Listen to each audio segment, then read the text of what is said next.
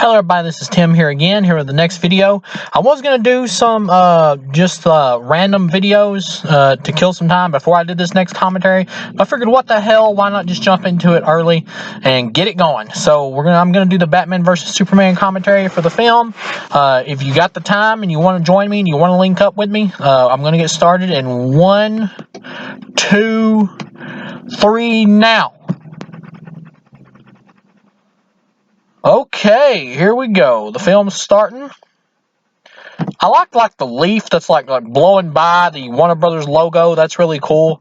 For anybody that doesn't know, we're watching the Ultimate Edition, just so I'll tell you, which is the preferred edition of the movie, which is really the real edition of the movie and pretty much the only one that anybody should watch. But yeah, we're watching the Ultimate Edition. We got the opening here. I like that Snyder just like gets straight to like Batman's backstory of his family being killed and everything. How he just like gets that out there and into the movie quick, instead of having to be like some kind of mystery or build up, because by this point everybody knows about Batman's parents and them dying and everything, so it's better just to kind of get that out of the way fast. Anybody who knows the Ultimate Edition knows it's like almost 3 hours long. I think it's like over 2.5 hours. It's almost 3 hours, I think, or maybe exactly 3 hours, but this is going to be a long commentary, so if you need snacks or anything, I suggest you go now and get what you need, because we're just getting started here and this is going to be a long one. Excalibur in the background, which is really cool, for the movie that his parents walked out from watching, and he walked out from watching. I believe in the comics it's like maybe it's like a Zorro movie. I could be wrong, but I'm pretty sure it's like something about Zorro. I think it's one of those movies, like a Zorro film. This is shot really beautifully.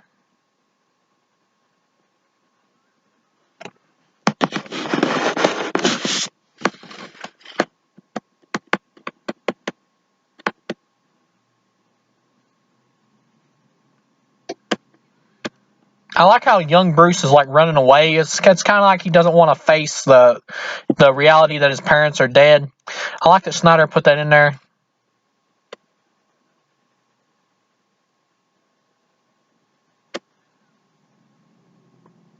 Of course, his dad, played by the guy that plays Negan on The Walking Dead, Jeffrey Dean Morgan, trying to protect his family because he thought the guy was going to take him out because he had a gun, because he was demanding stuff. That's really cool. Really cool shot with the bullet time type thing, focusing on the bullet. Of course, the mom's about to get taken out.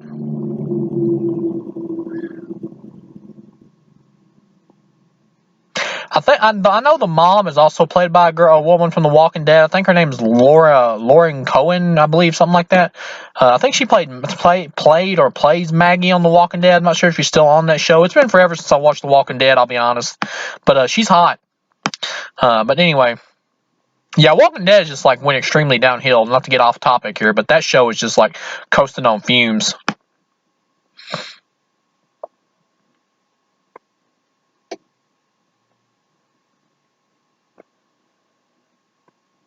I love how they like set up like Batman's like post-traumatic stress syndrome for this version of Batman that Snyder's going for, which is pretty much like a wounded soldier.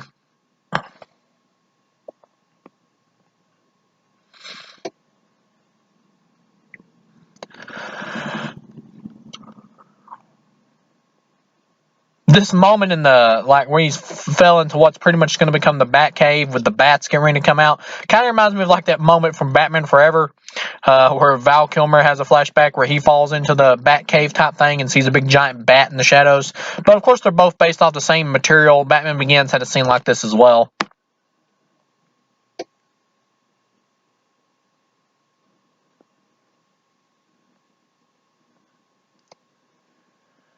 It's interesting how they decided to do Batman vs. Superman next instead of just doing like a straight Man of Steel sequel. I mean, you could have just done like a Man of Steel 2, and I think that was actually originally Snyder's plan was to do a Man of Steel 2, but when he was like talking about it and spitballing ideas, I think he said, well, what if Batman was the bad guy? And I think that the studio was like, Eureka, do Batman vs. Superman.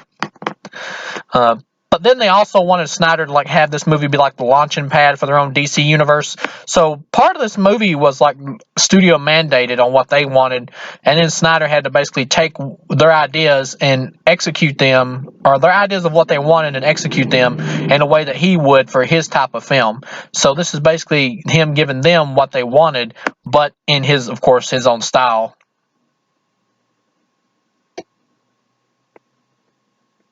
Of course, it's a dream sequence with him being lifted up like that by the bats. I mean, that's obvious.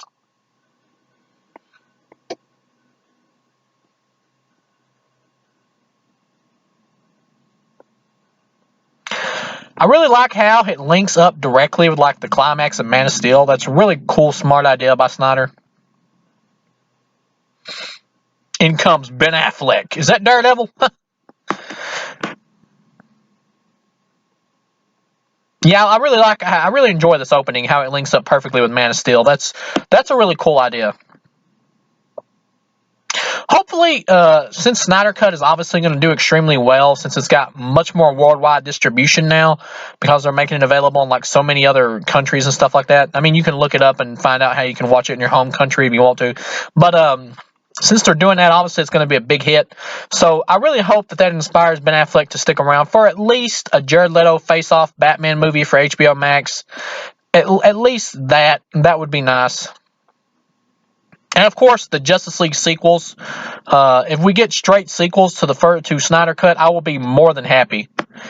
Like, it would be my lifelong dream if, because of Snyder Cut, we literally got a solo Ben Affleck Batman movie with Jared Leto's Joker and Joe Manganiello's Deathstroke, and Snyder Cut or Snyder's Justice League 2 and 3.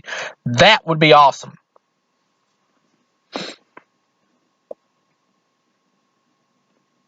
And of course, Ben Affleck is like really committed to lots of projects. So for him to commit to 2 more Justice League movies and a Batman spinoff, or just a Batman spinoff, depending on what kind of way they want to follow up the Snyder Cut, he would have to really be assured that he's going to get a lot of creative control. I know there's this whole rumor online right now that maybe HBO Max is considering like a Killing Joke adaptation with Ben Affleck and Jared Leto. That would be interesting. I mean, how you would do that? Obviously, it would have to be rated R. The Killing Joke animated movie that they did with Bruce Timm was awful. But maybe one like directed by Snyder or written by Snyder and produced by him or something. Maybe that could be kind of cool. Like to see his interpretation of the Killing Joke. That would be very interesting.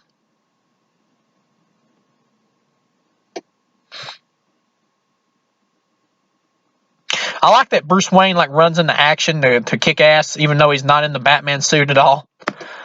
He's trying to help save his friend who's in the office.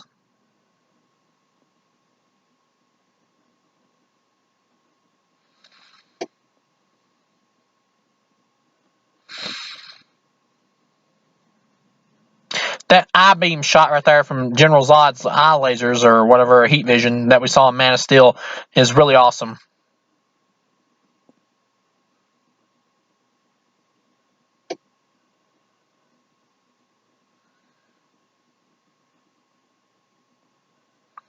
That sequence, the way it's shot, like really reminds you of 9/11 with the Twin Towers like going down. And I know some people might say Snyder's maybe a little bit pretentious, but he likes to pay homage to like real life incidents and stuff like that because it makes it feel more real for people to go along with his more grounded, realistic Superman take.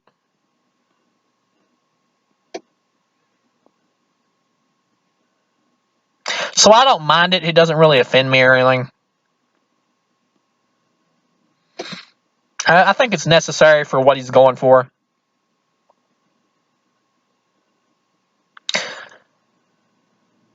See, I like that they included this element right here of like the woman walking away with all the kids and stuff like that. I don't remember. I don't think that was in the theatrical cut. See, little stuff like this is like it should have been left in the movie. Like they really should have left this movie as it was, before editing the hell out of it. I don't understand why they gave Snyder like carte blanche to make the 3-hour movie he wanted and then told him to trim the whole damn thing down. That was really stupid. I mean, if they had told him beforehand to do like a 2-hour version or whatever, then he would have made that particular movie and not put as much into it, thinking he was going to get his much more epic version released.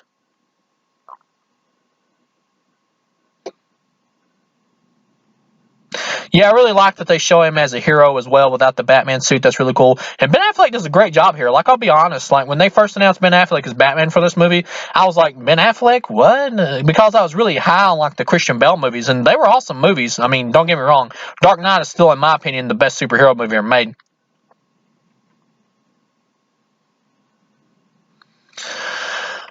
But yeah, just like when the little girl pointed up right to the building, like just the building itself really reminds me of like the Twin Towers from 9/11. And once again, some people might find that pretentious to put that kind of acknowledgement in a superhero movie. But, I mean, superhero movies are still cinema to me, so I don't think that they should be like not allowed to make those kind of references.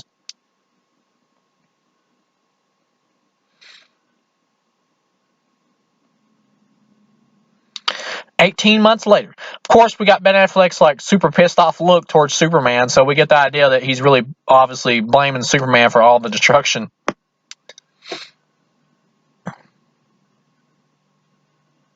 Somewhere in the ocean.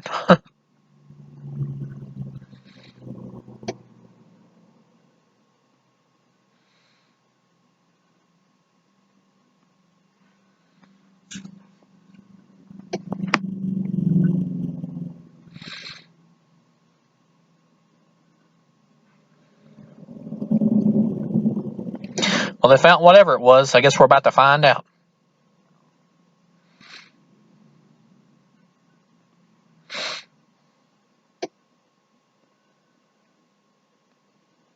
Of course, if you've seen the movie like I have, then you kind of already know what they got.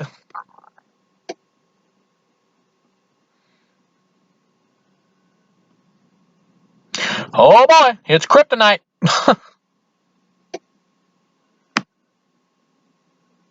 I kind of wish it wasn't kryptonite. Like, I get why it's there because it's Superman's number one weakness, so you kind of have to have it. But at the same time, I'm just kind of kryptonited out. It would be better if it was like a different type of weakness for Superman and not just the same old thing. But I also get why you have to have it. Here comes Lois going into a foreign country to interview a dictator or terrorist.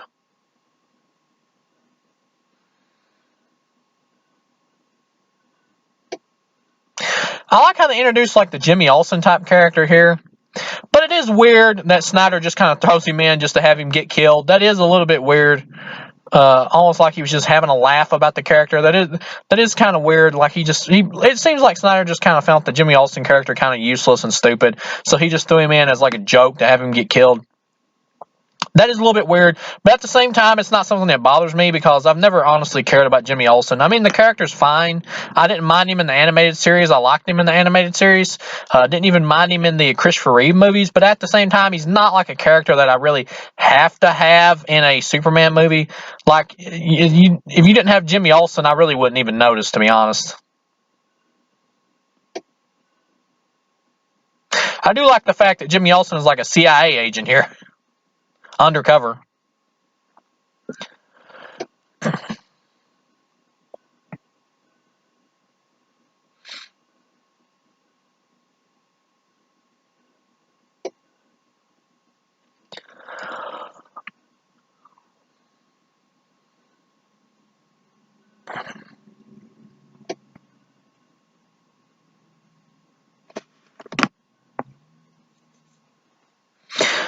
I've kind of eased up on Amy Adams' Lois Lane. Like in my Man of Steel commentary, I was kind of like, I think she's just fine.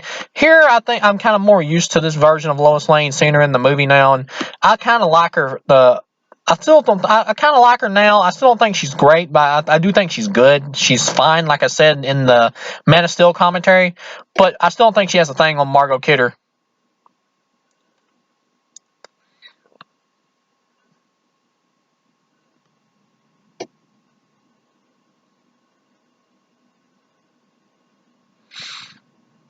Of course, they're about to find the tracking bug.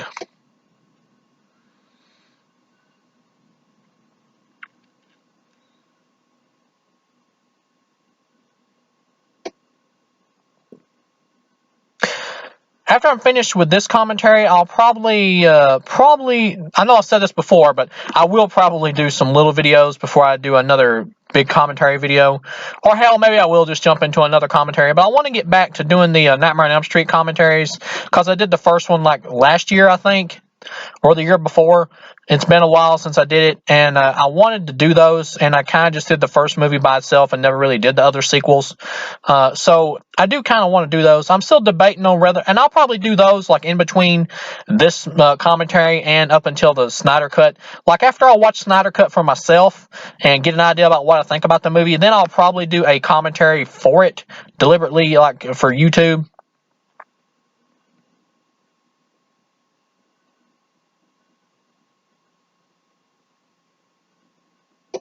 I like how brutal this movie is. Like in this ultimate cut, of course, it's like R-rated. So Jimmy Olsen gets like shot in the face, which I'm sure he was shot in the face in the other version. But I don't think there was like all this extra CIA stuff though, with them calling in a drone and all that, and showing like these other guys telling them not to do that because there's civilians in there.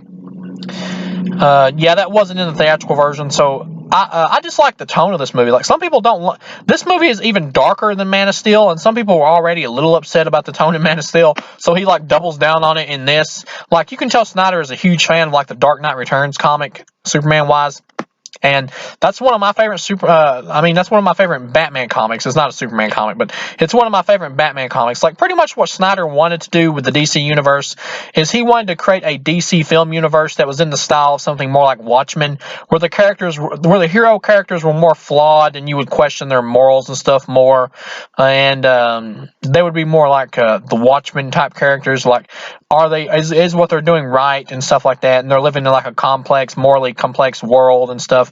He wanted to do something more like that with the material, and you can tell, like, if you watch his Watchmen film and then watch like Batman vs Superman, you can easily see like the influences from Watchmen. You can tell he's like a big fan of that graphic novel.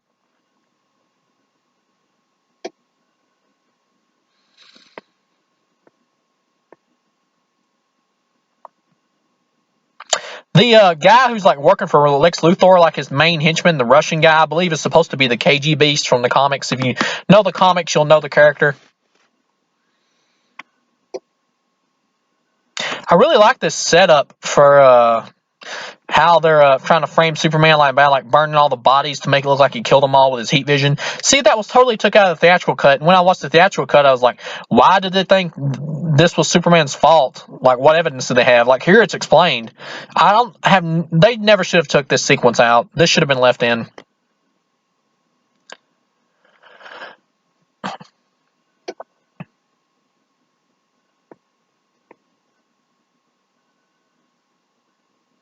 I really like this Superman moment where he just like stops the missile strike heading towards the place, and then goes in there and saves Lois, where she like gives him like this nod, and he flies towards the terrorist and takes him out. That she trusts him. That's really cool.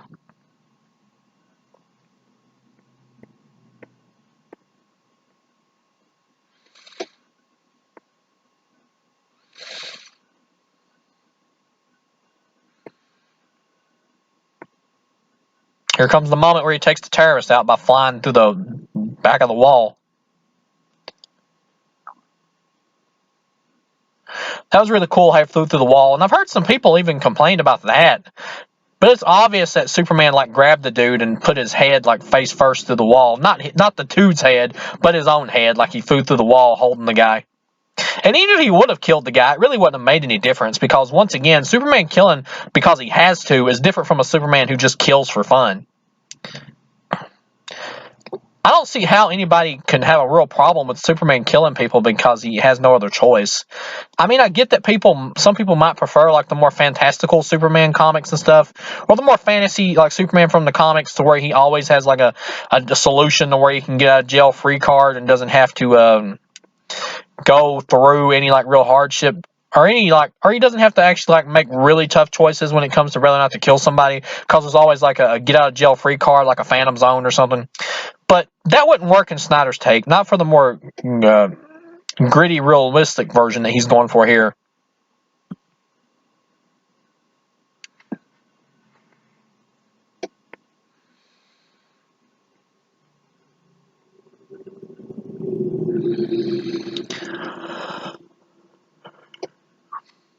I like that this woman is like testifying against Superman, trying to claim that he murdered everybody.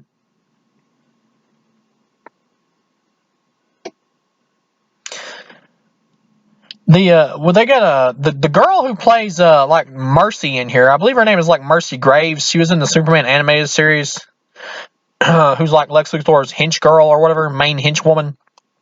I know they had her in Smallville too, I believe. But yeah, they got like an Asian chick playing her in here. She's pretty hot. And the woman who's playing like the Senator Finch right here, I recognize this actress. I forgot her name, but I know she's been in like hundreds of movies, thousands of movies. She was in Oh Brother, Where Art Thou? She was also in Raising Arizona with Nicolas Cage. She played like his girlfriend in that movie. I don't know what the hell her name is. It totally escapes me at the moment. I'll probably think of it after this commentary is over.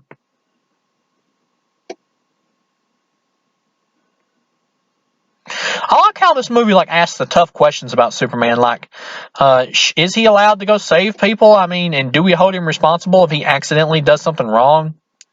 And is he enforced by the U.S. government? And do we give him the right to do this stuff? Like, I think a lot of people just don't like these more like realistic, serious questions that would be going on in terms of for if a Superman existed in real life. I think a lot of people just want more of a fantasy Superman, but also one with slightly adult themes, kind of similar to like the animated series. And when I say most people, I mean like most of the people who don't like the Snyder version. I think they kind of want something more similar to that. But with that said, at least 50% of the audience really enjoys the Snyder take on Superman and the characters. Hence the huge demand for the Snyder cut, obviously, me included. Now they're building up to Batman. We're in Gotham City. This is pretty cool. I was super excited to see Batman in this movie because I saw like the reviews for the movie and everything, and Ben Affleck was getting a lot of praise. I gotta say that he really impressed me with this movie. I wasn't sure what to think of him when it came to seeing the movie, but when I actually saw him in the film, the dude really blew me away. He's easily my favorite live action Batman, just for pure badassness.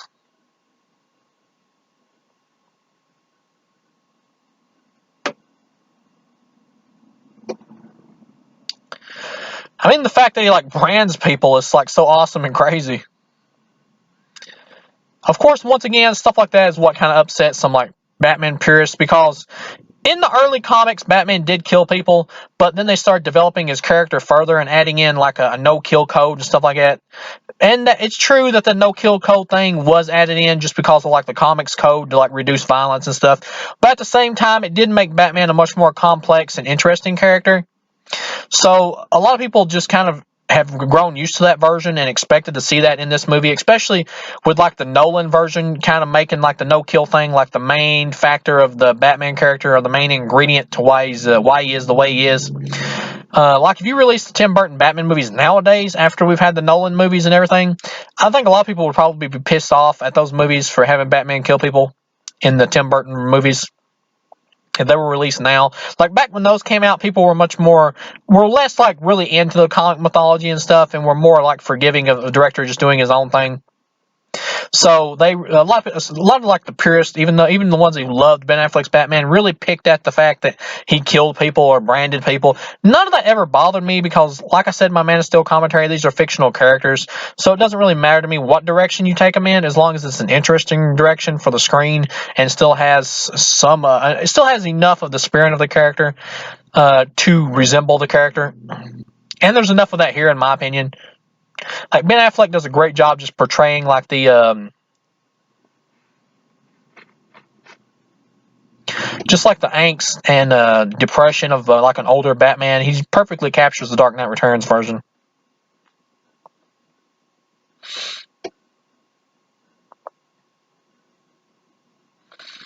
Here comes the brand.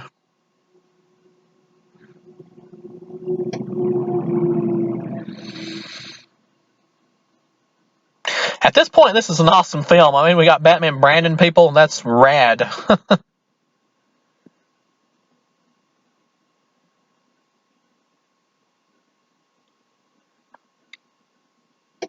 Lois is back home.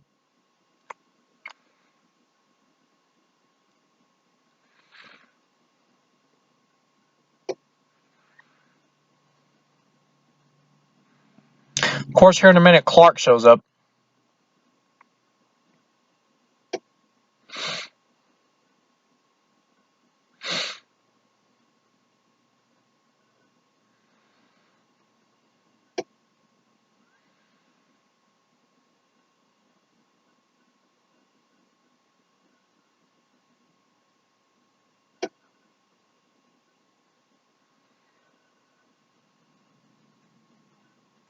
I like that she found like a ricocheted bullet or whatever that landed in her journal. I like that that's how she gets onto the case. That's kind of a neat way to get her into it. I'm trying to figure out who framed Superman and what the heck's going on.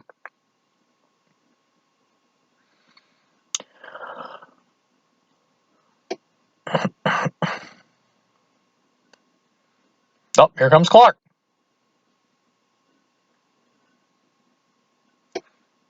And he brought groceries. The one thing funny about Superman has always been the fact that he just pretty much takes off his glasses and nobody can notice he's Superman. That's pretty much a running joke at this point. It's just a comic book logic thing that you just have to let go. It's just something you have to accept.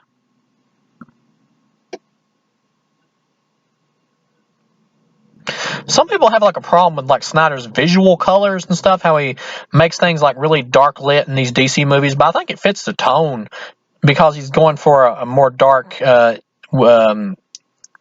edgier DC world. And some people see the word edgy as like bad, but edgy is only bad if it's not executed properly. And I think he does it well here. Like a lot of movies could do with a lot more edge and just play it way too safe. Especially nowadays in cancel culture.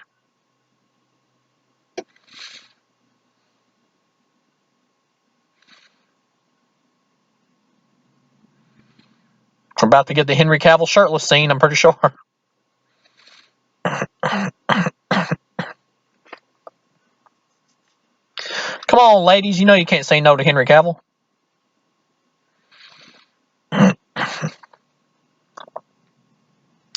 Oh, he's getting in the tub.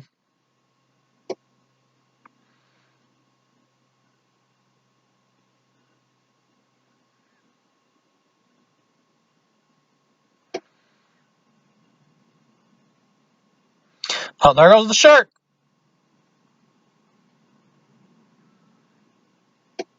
I mean, realistically, how would Superman and Lois even sleep together? Because he's like his body is like steel almost. So if he got on top of her, he would pretty much crush her and kill her.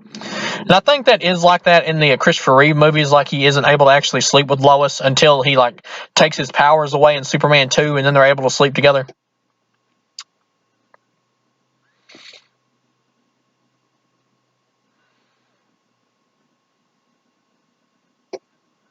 Jeremy Irons as Alfred is great casting. He perfectly suits the Ben Affleck version of Batman. He's a great alternate version that's different from the Michael Caine version from the Nolan movies.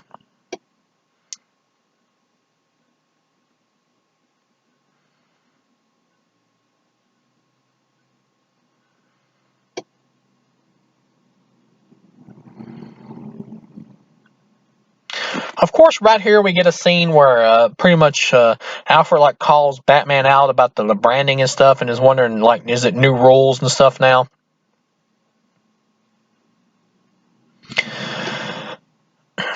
Obviously, implying that Bruce had more of a moral code before compared to what he has now. And as we get explained through the movie, this is obviously a very jaded Batman who is extremely pissed off at society and just his utter existence. Bat brand of justice, says the newspaper.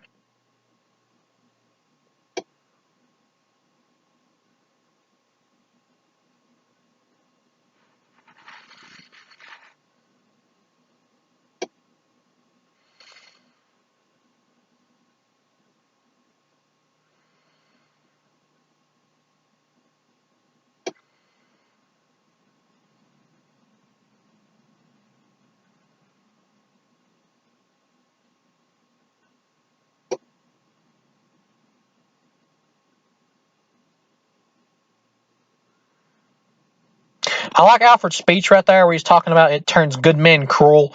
Pretty much he's alluding to the fact that Batman is like a good man, and he's because of like the whole incident with Superman and stuff like that, tearing everything up, being like a demigod, he's pretty much feeling powerless, and it's making him even more jaded and losing his way. I know some people like didn't get like the fact that obviously this Batman had more of a moral code before he turned evil or went more crazy. But the movie pretty much, it puts it in there as subtext. It doesn't directly say it, but it's pretty easy to infer what it's trying to say. I'm surprised that some people couldn't get that. Like, honestly, even with the theatrical version, I got that the first time I watched it, so it wasn't really hard for me to see it or to notice it. Then we got Jesse Eisenberg coming up as Lex Luthor.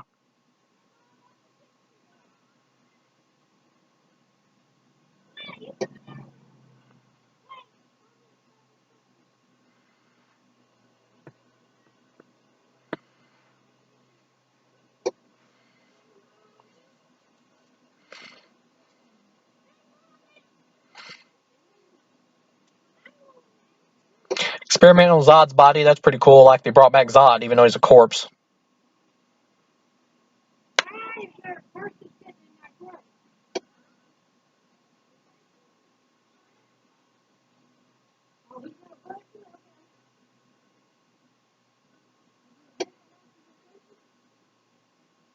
Once again, the woman playing Lex Luthor's assistant is extremely hot. I think she may have been in, like, the Wolverine movie where he was in Japan. Could be wrong about that, though.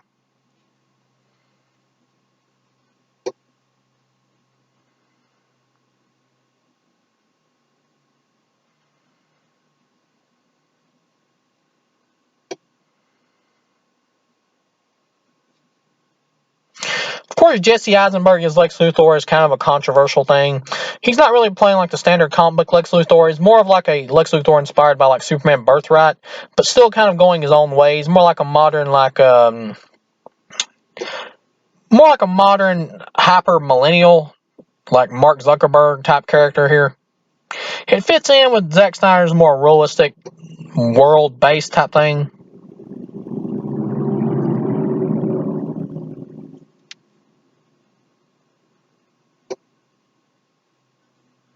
I will admit, I think Jesse Eisenberg is doing a good job with what he's obviously asked to do in this movie. I think he's fine, but he's not really intimidating as Lex Luthor. I mean, as the villain for a Batman versus Superman movie, he doesn't really have like an intimidation factor.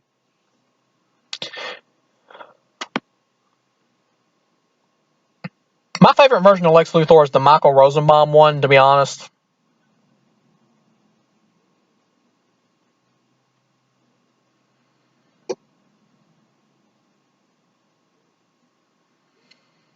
I really like this score by the musical group like Junkie XL.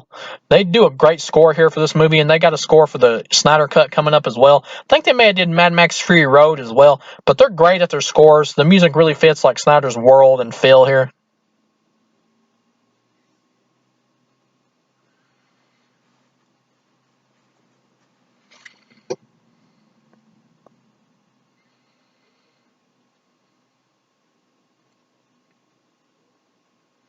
Like, yeah, I just really love this score. It's really well done with them like willing Zod's body into Lex Luthor's mad scientist lab.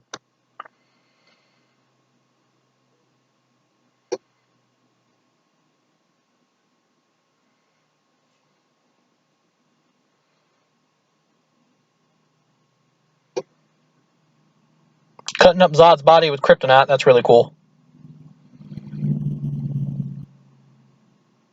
Comes the infamous Jolly Rancher scene.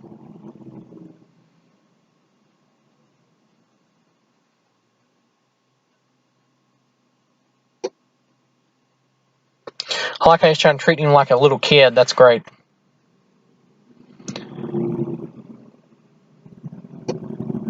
I'm kind of warming up a little bit, actually, watching this to Jesse Eisenberg's Lex Luthor. Like, it's been a while since I've seen this movie. I've seen Man of Steel maybe more than I've seen this one. I do like this movie overall better than Man of Steel from what I remember. Maybe that'll change by the time I finish this one. But Lex Luthor, like Snyder's version of him in here, even though I enjoy this movie, he's not really intimidating, but I think he's kind of winning me over watching it this time with the way he just acts. Like, his zaniness is kind of fun.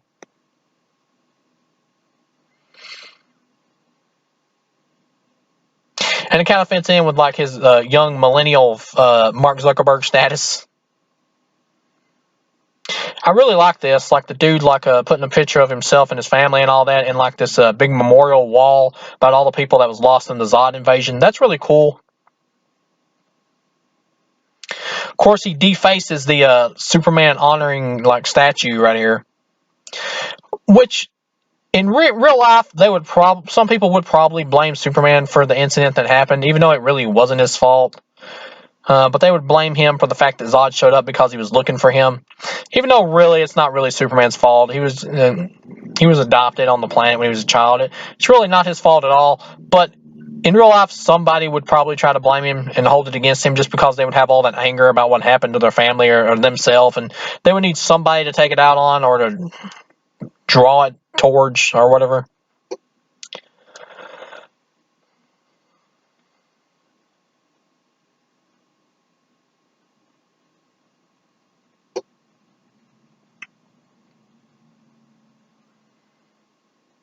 Meanwhile, back at the Daily Planet.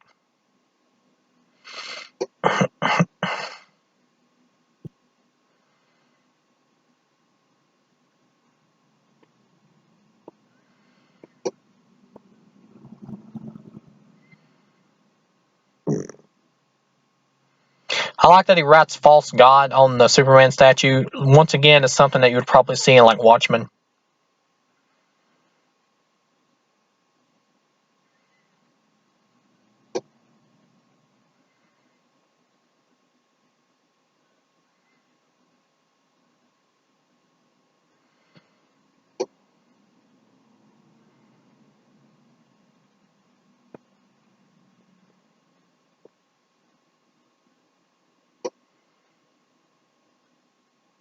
Like, I just really like how serious Snyder's taking the material.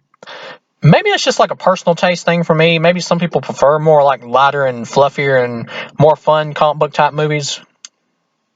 I mean, I enjoy those types of comic book movies too. I like the MCU like stuff, but personally, I just prefer taste wise a more dark type superhero film, like more serious.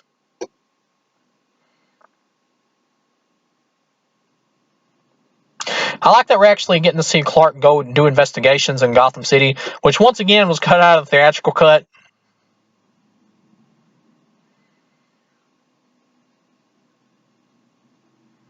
He's looking for the woman that accused Superman of murdering her village or whatever, so he can find out, of course, why she said that.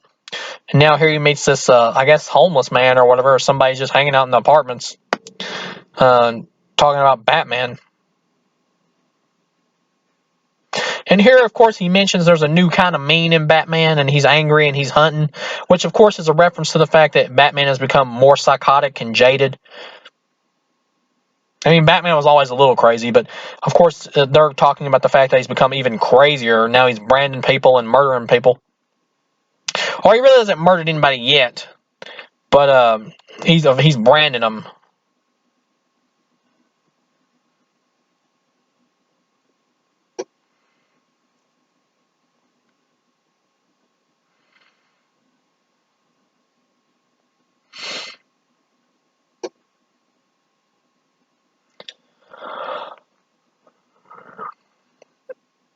It's always cool to see Batman do like detective work. It's nice to see Ben Affleck doing investigating the Russian character, the KGBs.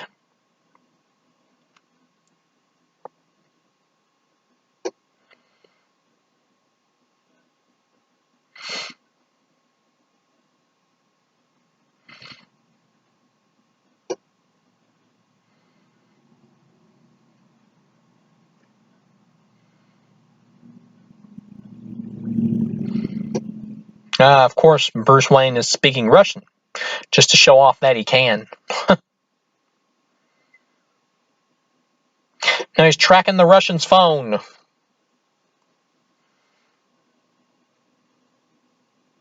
I mean, and when I say that I prefer like a dark take of superheroes, like I'm open to all different kinds of takes when it comes to comic book movies. Like I would be fine with a black and white noir Batman movie, to be honest. As long as it's done well, I really don't care what style it's done in. Like I really like the Adam West Batman because I just love like the whole Batman parody aspect of it.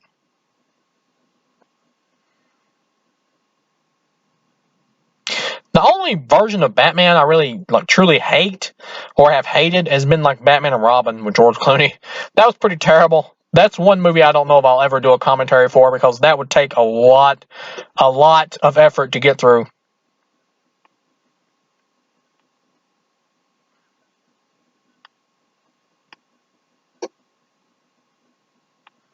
I like that they're giving Lois something to do with like her own little mini subplot of investigating like the where the bullet and stuff came from, who manufactured them and all that, and finding out it's from like Lex Luthor's corporation.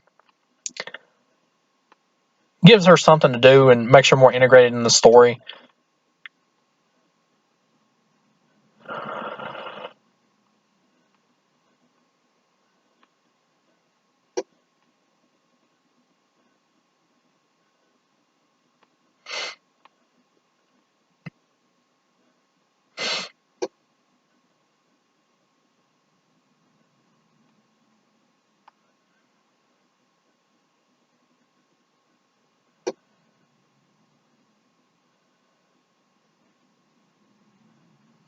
I like that Lawrence Fishburne's Perry White character is like always picking on Clark in this movie. Like he picks on him like 3 or 4 times. Like right then he's just talking about, here's your invitation to like the Lex Luthor ball or whatever, and maybe it was from some charity crone who has a thing for nerds. Like just picking on Clark all the time. Like it's kind of funny to me that he calls him a nerd though, because unlike like the Christopher Reeve version, this Superman like Clark version doesn't really feel like a nerd. He just kind of feels like an average guy who happens to wear glasses. It's always that whole joke like in movies where they just like take a obviously handsome looking guy and just put like, or a woman, and put glasses on him and be like, oh, you nerd. That's just like a running joke in film that's been done to death.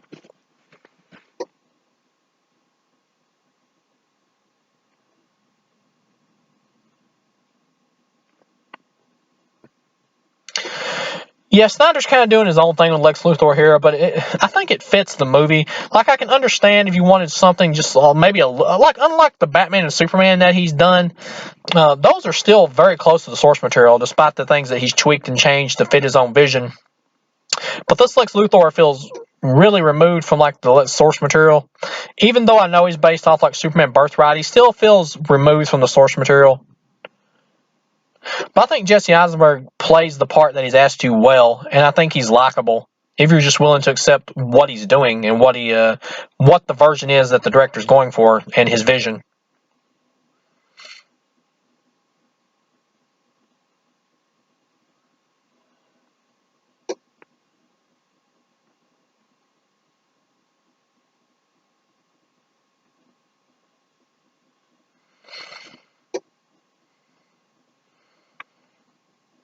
I like the Kentucky senator on here is like not playing around with Lex Luthor. Like she knows what he's trying to do, that he wants to get the kryptonite so he can have it to use against Superman. Like she knows what kind of game plan he's playing here.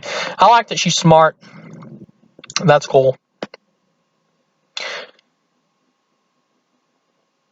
Of course, Lex Luthor's painting with the demons and stuff on it are supposed to be like reminiscent of the parademons that we'll see later in the movie. And of course, a nod to the future villain Darkseid.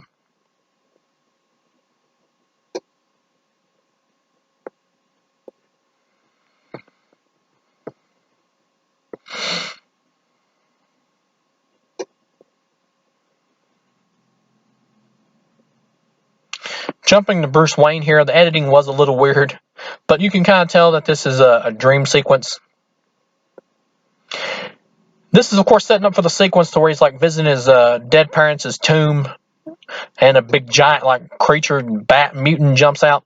It really reminds me of like Man Bat from the comics, which I'm not sure if that's what Snyder was nodding to, or if he was just trying to say like Batman or Bruce is consumed by his Batman identity or whatever. Something more like metaphorical like that, but either way it works. It's a cool scene. But if you're savvy enough about movies, you can tell it's a dream sequence before the bat ever jumps out.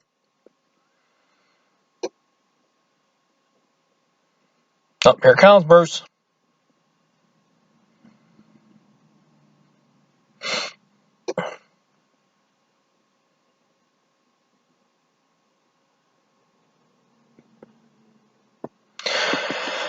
Yeah, it plays more like he's trying to say he's consumed by his Batman identity and stuff, but really works well for me here.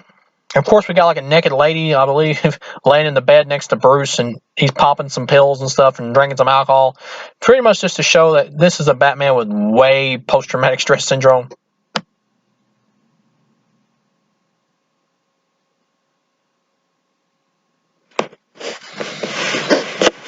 This is easily my favorite version of Batman, like on-screen wise, just because of how grizzled and badass he is.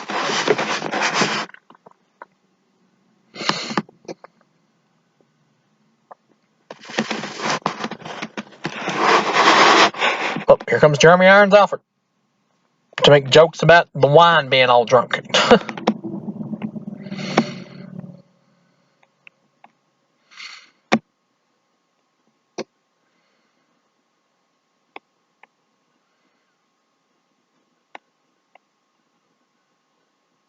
Batman talking about the White Portuguese, which come to find out is a ship doing the undercover work. That's one thing I'm kind of excited about with the Robert Pattinson Batman. He's supposed to be like really focusing on the detective work in that one. That'll be really interesting to see like a pure detective Batman movie for once on the screen. At the same time, we really don't need another Batman movie right now when we've still got Ben Affleck, but he kind of didn't want to do the role at the time. I don't know if he's changed his mind or not, so I can see why they would want to do a different Elseworld Batman movie or whatever, a multiverse one.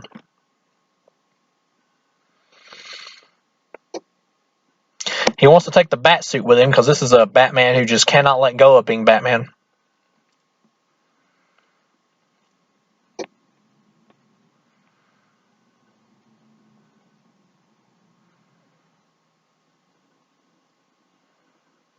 And here we got the Robin suit. Joke's on you, Batman. That's awesome.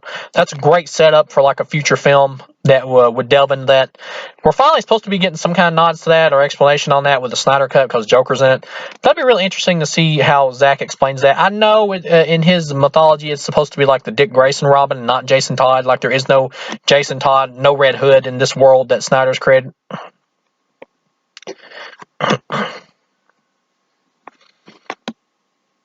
Which I'm fine with that because they're different universes. I mean, yeah, it'd be cool to see a Nightwing movie or something, but that's not something I'm gonna like hold against Snyder because it's his own thing.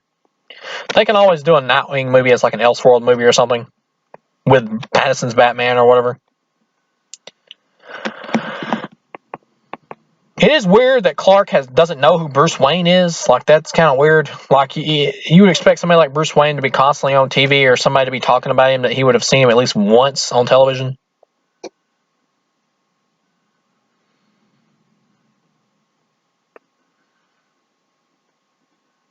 Of course, we're getting introduced to Gal Gadot as Wonder Woman or Diana Prince right here. We don't know she's Wonder Woman yet. Of course, if you watch the advertisements, you would know. Or have you seen the movie by now?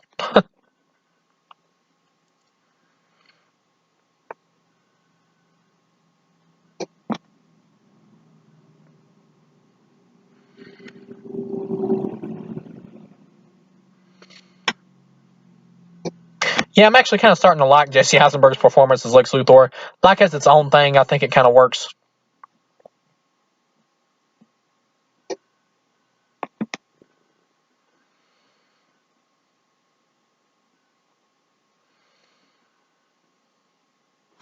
I like him as just like this good millennial type villain. Once again, not really physically intimidating, but he doesn't really have to be.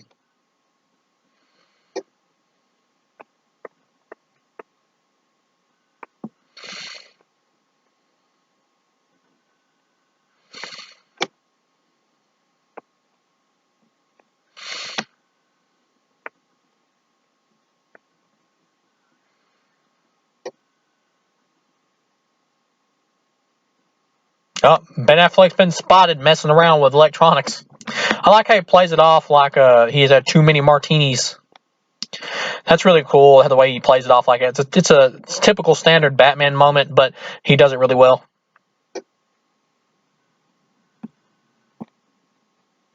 Like, this movie really makes you want a Ben Affleck Batman movie, like, really does.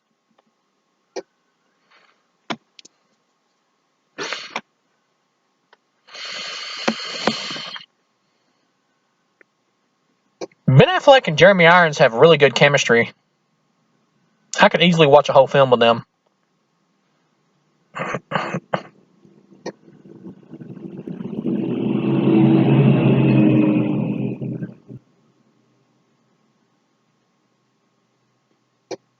Like right then, Lex Luthor, he kind of got a little bit too over the top, Jesse Eisenberg did. But I kind of like how he brings it back, like, thank you for coming, and just kind of walks it off after acting really weird. Like, Snyder does let him go a little bit too over the top at times, but I don't really blame the actor for that. I think that was the way that Snyder wanted him to do, so that's kind of like a thing that Snyder did that I kind of disagree with.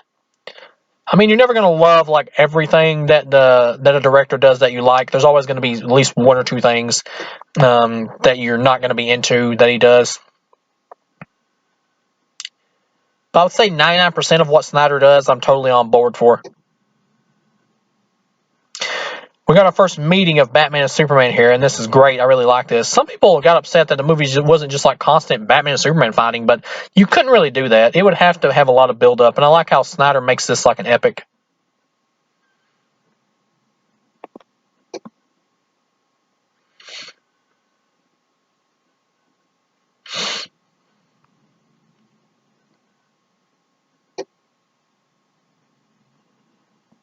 I like how Ben Affleck plays it like they write a puff piece editorial about an alien that could burn the whole planet down if he wanted to. That's really good dialogue.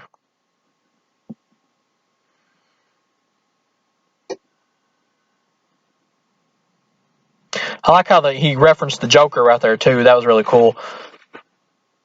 Freaks dressed like clowns. Yeah, that's a great line. Here comes Jesse Eisenberg.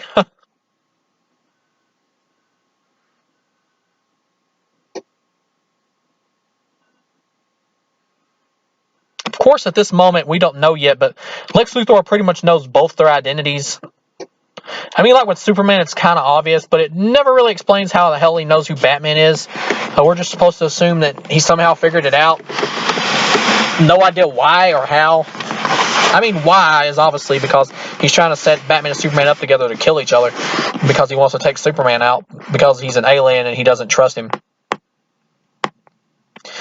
He's willing to kill as many people as he deems necessary for the greater good of taking out Superman, who he thinks is a danger to the planet, pretty much.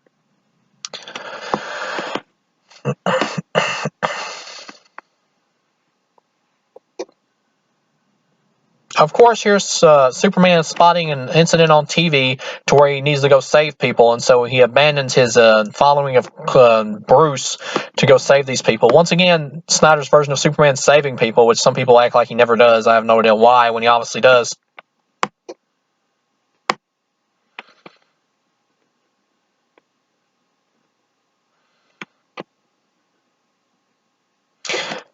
Of course, Diana making her way out of the place after she's stolen Bruce's flash drive.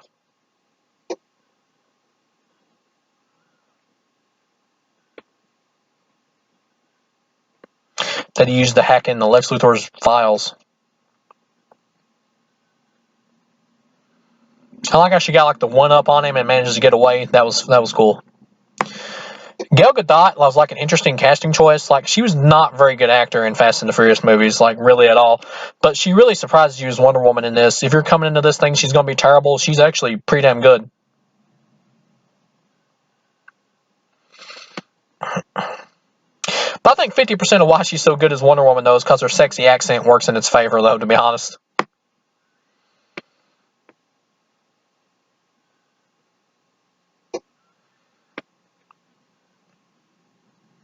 Of course, here's everybody in the crowd like trying to touch Superman, like they think he's a god or whatever, like a savior. And you see like the really like sad, distressed look on Superman's face because he doesn't really like that people view him like that. He just wants to be a guy doing the right thing.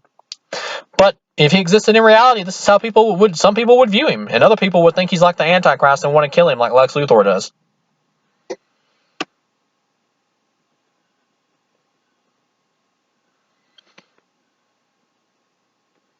This kind of like montage of like Superman saving people and stuff, and like showing him on like them on TV, like talking about him and stuff, feels like something that would be appropriate for like a Man of Steel 2. And at the end of the day, even though we haven't really gotten a direct Man of Steel 2 yet, this Batman vs Superman movie is kind of pretty much Man of Steel 2, to be honest. It introduces like a lot of story themes and ideas that would have most likely been in a Man of Steel 2.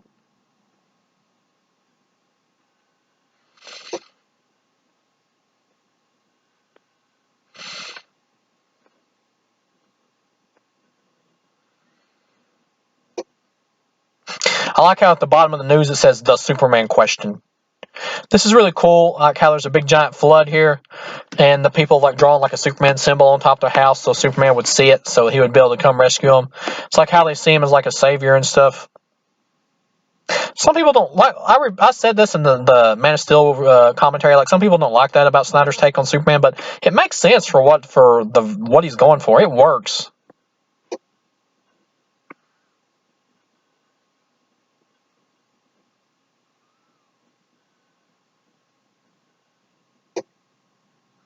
Like the woman's trying to reach out and touch Superman like he's an angel or a god or something.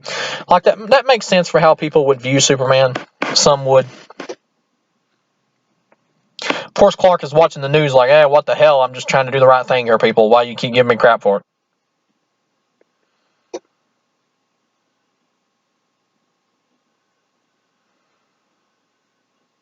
I like that. I like how it's a complex Superman. Or a more complex Superman.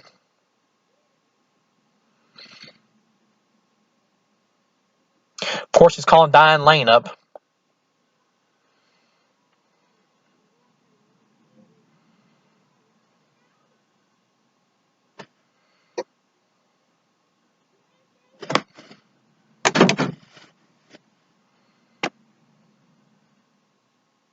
Asking her about his father. Well, Kevin Costner, his adopted father.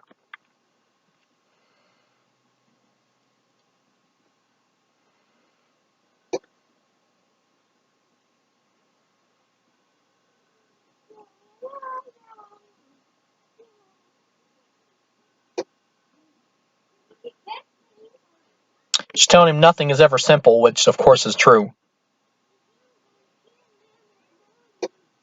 Here we got this actress playing the forensic investigator, which I remember from like Sucker Punch.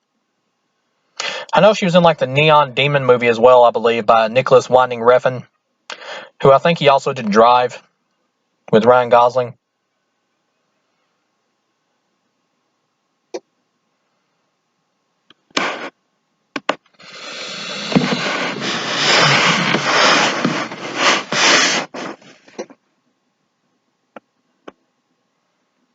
There's a plot hole coming up here though, where they like we're just supposed to assume like Lex Luthor knew that Superman couldn't see the things because he lined them with lead, but they never explained in this universe that Superman does have a weakness to lead, so it just kind of comes out of nowhere.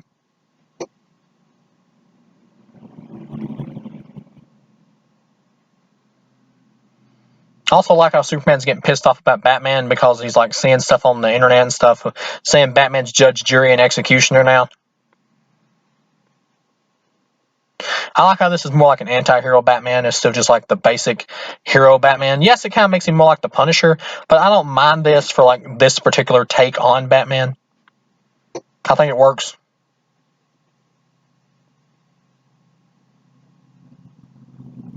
Now the wheelchair guy is being bailed out of jail by Lex Luthor.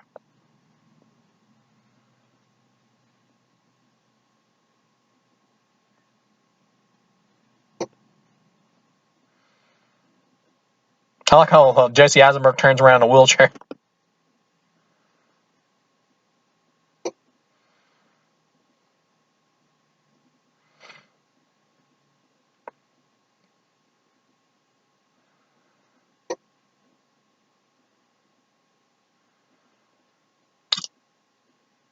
Of course, if you've seen the movie, you know the wheelchair setup coming up.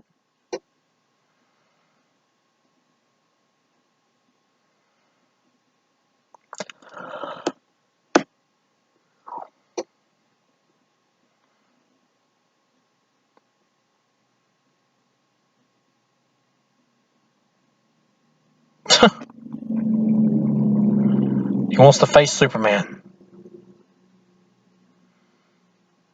I like this, that we find out the reason the people are like being killed in prison because they have the Batman brand is because Lex Luthor is like paying people to kill them. Of course, Batman wouldn't have bothered to like read the newspaper and stuff like that and find out the information about what's happening to the prisoners inside because he's so damn jaded. He's too busy going. Yeah, he's just too damn jaded and too busy being obsessed with beating up criminals to pay attention to the ones getting killed in jail. The guy just got shanked, so he's dead.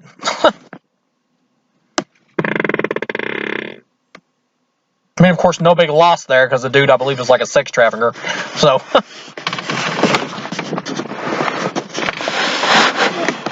Here we got the return of General Swanwick, or however you say his name, from Man of Steel. It's cool to see him back, and also cool that he's now the Martian Manhunter officially.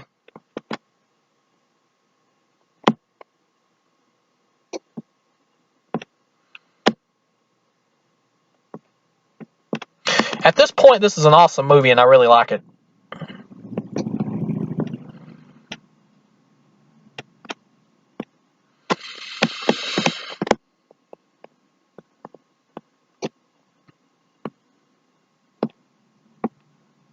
If I do decide to do a Snyder Cut commentary for the movie, like after I see it for the first time, that's going to be a long-ass commentary because that movie is going to be 4 hours long. So I'm not sure if I'll break that into parts or just do it in one giant video. I have no idea. Like maybe I'll do like the first half of the movie or the first 2 hours in like as one video, like the first, like call it Snyder Cut commentary part 1 or something, and then do the second half. Or maybe I'll just do it all in one sitting. Who knows? I like how Lawrence Fishburne's like, the only thing you put in the paper was the stupid crap about Batman, which I asked you not to do. That's funny.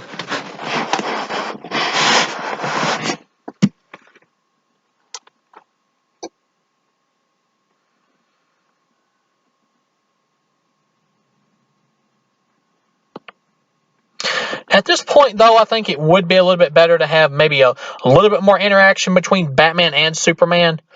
Because the scene with them together earlier in Lex Luthor's party was really good. I like that we got Jon Stewart here on TV making jokes about Superman. Once again, adds to like the real world feel of the movie, or Snyder's take on these characters.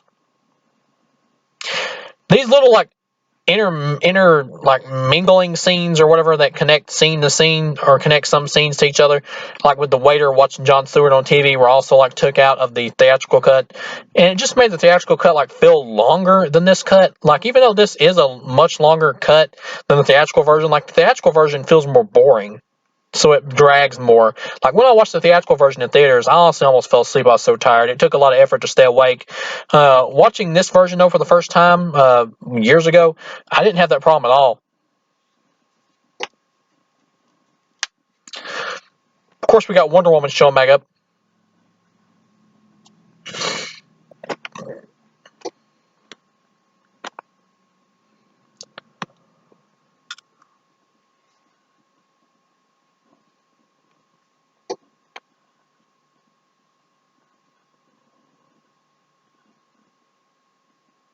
Because Ben Affleck, when they start building like a possible romance between him and Wonder Woman, which they have good chemistry. I really like this romance actually. They did an animated series as well, Justice League Animated, and it worked in there too. It works here as well. Some people, like a small minority of people, like think that Wonder Woman should be like with Superman or whatever, but they never have any real chemistry together. Those two characters don't.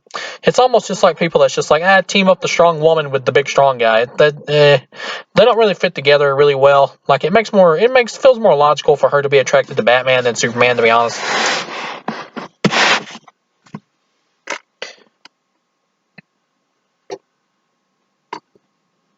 Like, I don't see Wonder Woman as the type of character who would just be attracted to somebody just because it was a man with superpowers. Like, to me, that just kind of makes the character seem kind of dumb and shallow.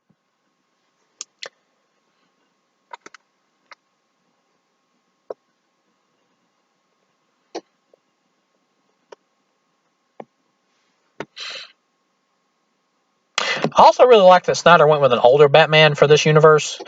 Definitely something unique that really works for this world that he's created.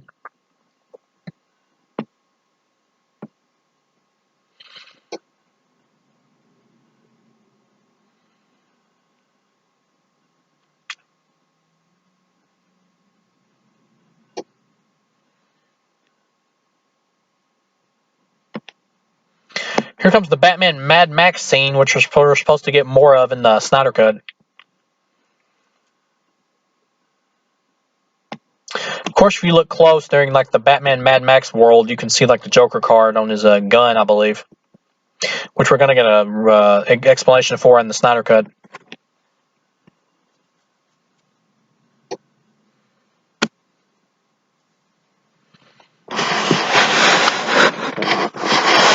Here it comes, baby, Batman Mad Max. It does kind of come out of the blue, like this scene. Like when it starts, you're just like, what the heck's going on? But at the same time, it's so awesome looking that you're willing to like wait a little bit to see if it explains itself.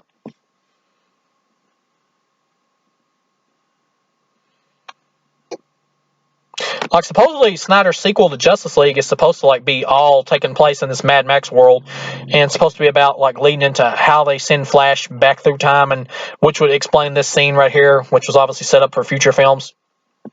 When we see Flash come through time, I mean, to talk to Bruce.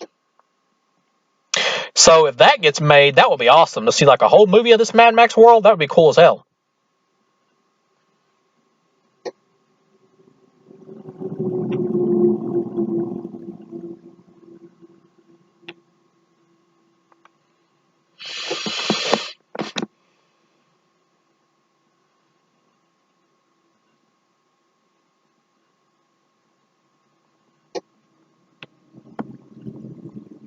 It's interesting to wonder like what characters are still alive in this reality, like what Justice League members. When are we gonna get Snyder's version of the Wonder Twins? That's what I'm wondering. Yeah, if you've seen Superfans, you'll know who that is.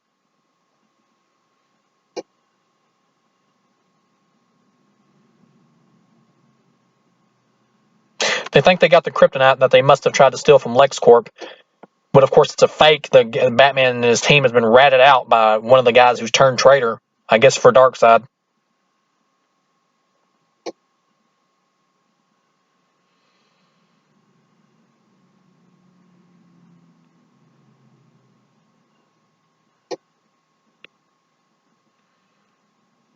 At this point, though, you are kind of wondering like what the hell's going on here. I like how brutal it is, though. Like Snyder just has these like Superman like guards or whatever, like taking people out. And I love how like Ben Affleck's Batman like kicks butt like right here. He takes out like 10 guys, blowing the hell out of him and breaking necks.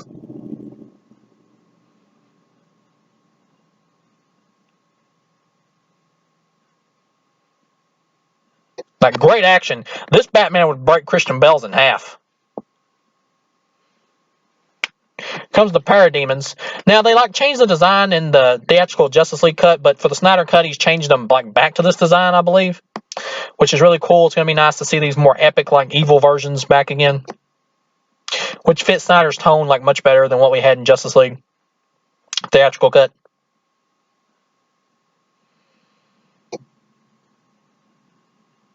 There with the neck snap. It takes like 10 of these guys to take Batman down, and one Parademon.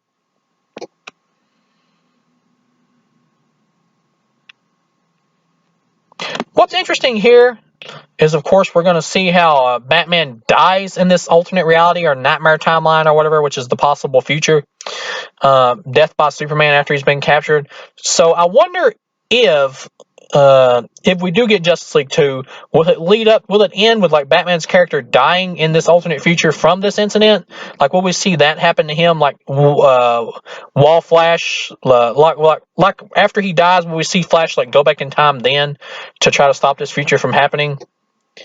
But will Batman's like journey in this future end here? I mean, that's possible. Or does like right when he gets ready to hit him or something, will it show like Joker or somebody else show up and rescue him? I mean, we don't know how it could be played, but I'm pretty sure that he's meant to die right here.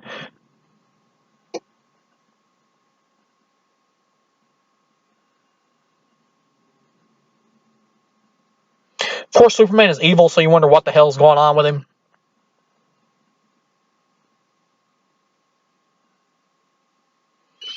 Here comes Barry Allen, played by Ezra Miller.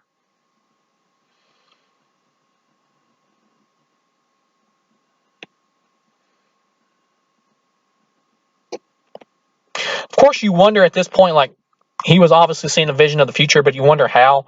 I've always, maybe it'll be explained in the Snyder Cut or a future Justice League sequel by Snyder, but at this point, I just kind of got the idea that maybe it was because he was interacting with the time portal being opened right here by Barry Allen while he was asleep, and it was showing him like the version of the future that Flash is from. That's what I interpreted it as anyway. But it does come off as a little confusing, though, because it plays off like a dream within a dream. Like, because you got Ben Affleck, like, waking up again. It is a little confusing. But at the same time, it is good setup for, like, Snyder's arc and his future films.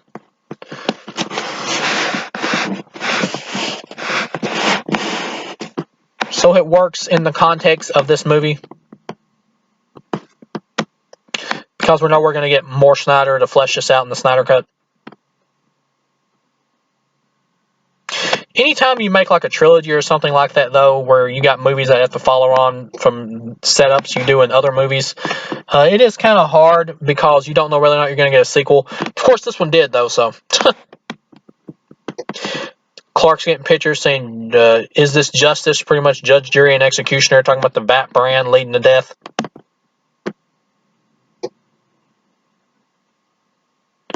Really good. Really good movie at this point. Not quite as solid script-wise, I don't think, at this point as Man of Steel, but we'll see by the end.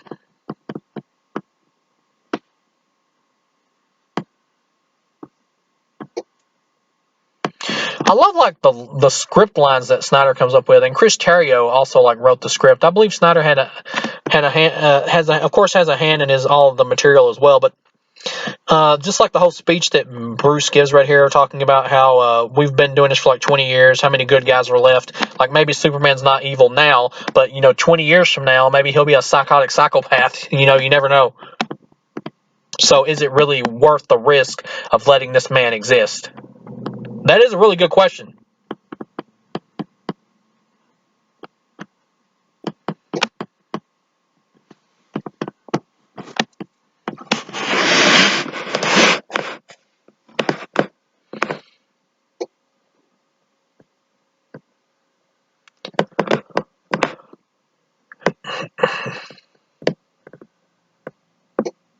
Like I said, this is a long movie, of course, and if you're still with me on this commentary, I commend you.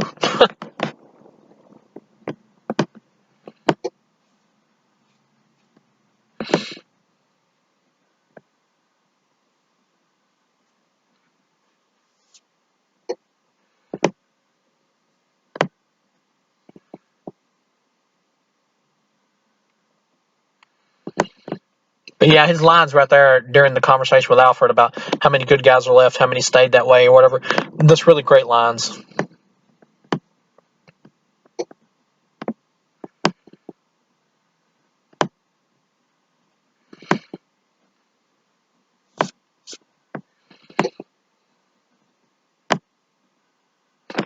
Once again, I like that we got Clark like investigating Batman and stuff in Gotham City. That's really cool.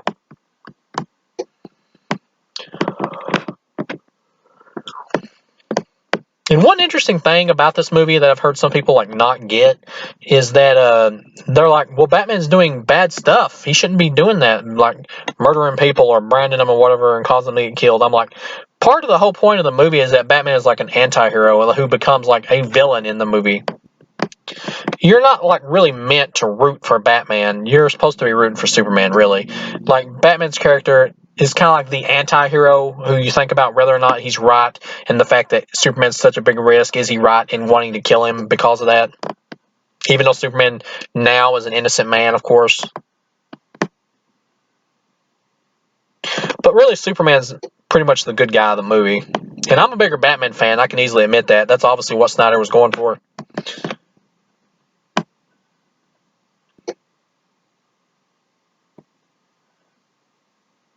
I like how they're like building up the animosity between Superman and Batman. Like by the time they do truly meet as Superman and Batman instead of like Clark and Bruce, that they're really pissed off at each other by then.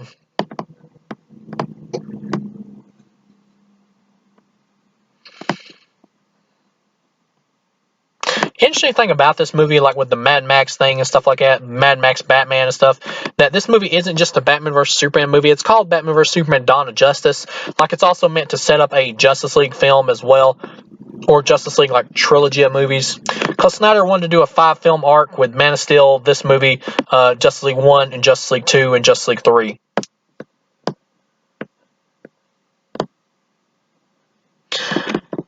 So that's a very interesting idea, and I hope he gets to go through with that. I'm going to try my best to make Snyder Cut as big a hit as I possibly can. I'm going to stream the hell out of it, and then I'm going to do a commentary for it. I think I probably will do a commentary for it on here to promote the movie.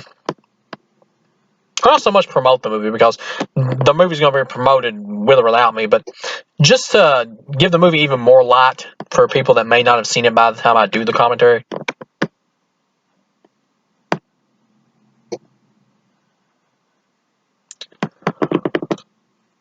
Got another action scene coming up here. Batman trying to get the kryptonite. Lex Luthor's henchman trying to get the hell away from Batman with the kryptonite. I think this is the first time we see the Batmobile in the movie at this point. I'll be honest, in terms of the Batmobile, like, looks good. The design looks good. Looks solid. But for me, the Batmobile is like always going to be the Michael Keaton one that he had in those 2 Tim Burton movies. Like, for me, that's the definitive Batmobile. And with Michael Keaton coming back in the Flash movie, I hope to God we get to see that Batmobile again, because that will be like nostalgia overload right there, baby. Like, no Batmobile since that Michael Keaton movie has come close to that.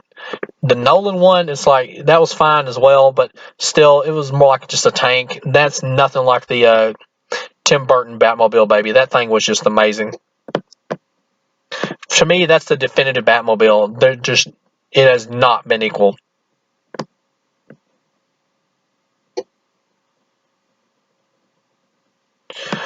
Yeah, I just like that this is a Batman that just does not give a dang. He's just going to take you out if you're in his way and trying to kill him or other people.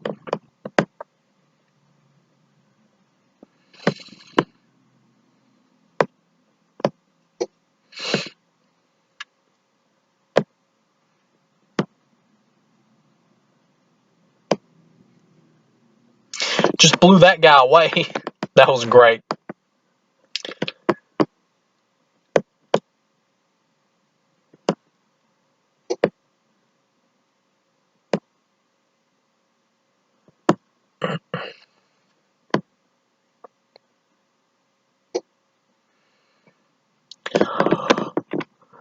Of course, we got Superman about to show up here pretty soon.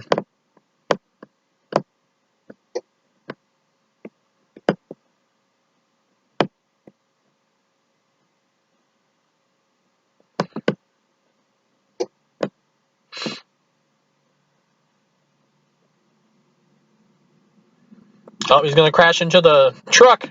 Boom, he blew up.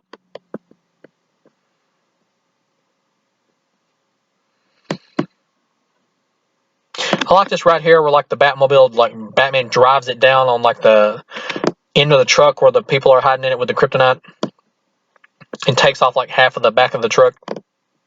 Really cool scene. There it goes.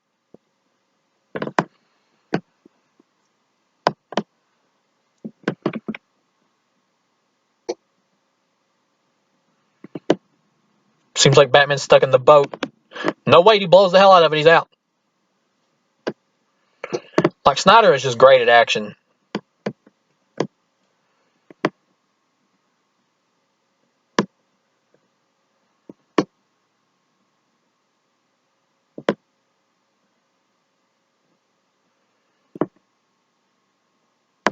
I'd like to see what Snyder's version of the Bat Pod would be like the one from the Nolan movies. That would be kind of cool.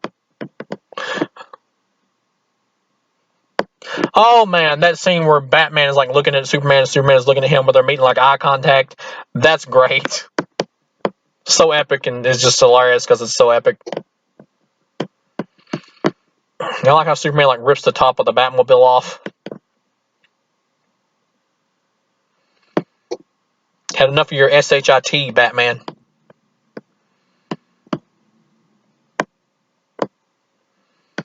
Of course, here's where we get the infamous line, "Tell me, do you bleed?"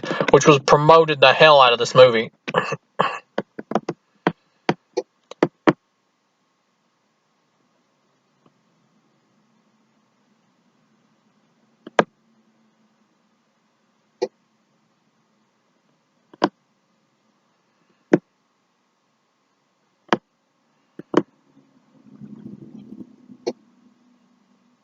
That's awesome. Like the "Do you bleed" line, you will. That's awesome.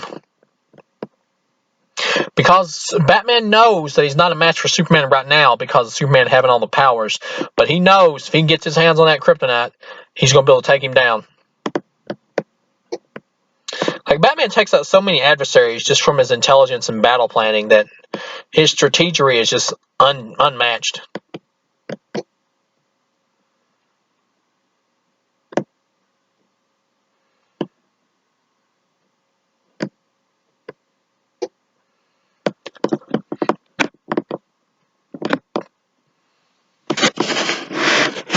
Yeah, there's a real part of me that would like to do a commentary for the Burton films at some point.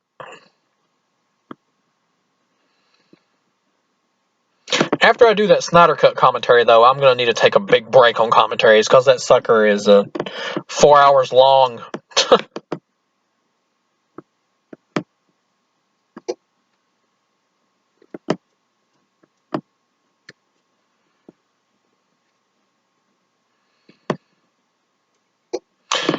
Here's where we discover Lex Luthor has his kryptonite. Interesting thing to think about is, like, what is Lex Luthor doing in the Nightmare timeline? Like, is he still alive and stuff? Because they stole, like, a thing of kryptonite, or they were trying to, from LexCorp, because it was in, like, a LexCorp box in the Nightmare timeline. But it wasn't actually kryptonite, though. Of course, the Batman was set up, and his team was by a traitor member of their group. But it makes you wonder, like, what is Lex Luthor doing in that timeline? Is he, like, in league with Darkseid? Is he working with him? Or is he dead, and Darkseid is just, like, kind of took over everything, or what the hell's going on? You know, it makes you wonder. But that's, of course, for a different movie. That's for Justice League 2, assuming that gets made, which I hope it does.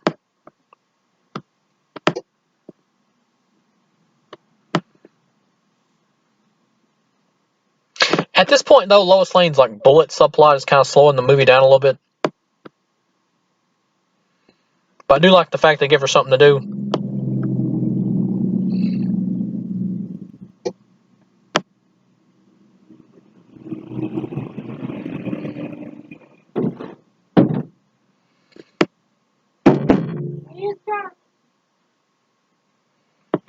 More talking about Superman.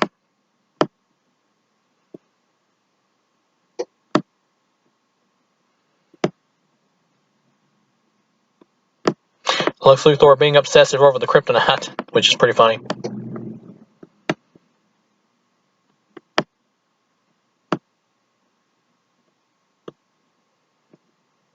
I like these kind of conversations, like moral conundrums that Superman talks about with his adoptive parents. Those are really cool.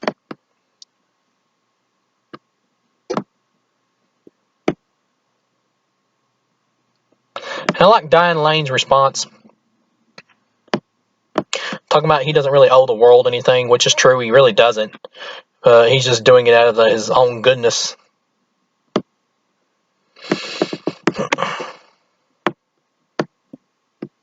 Of course, here we got the person that accused Superman of killing people he actually didn't, and we all know what happens to her. Not too soon from now.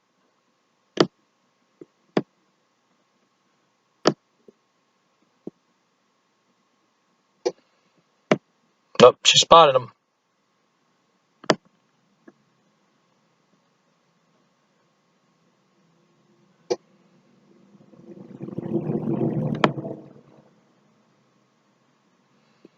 She's going to the secretary. Madam Secretary. She wants to confess. But will she get that chance?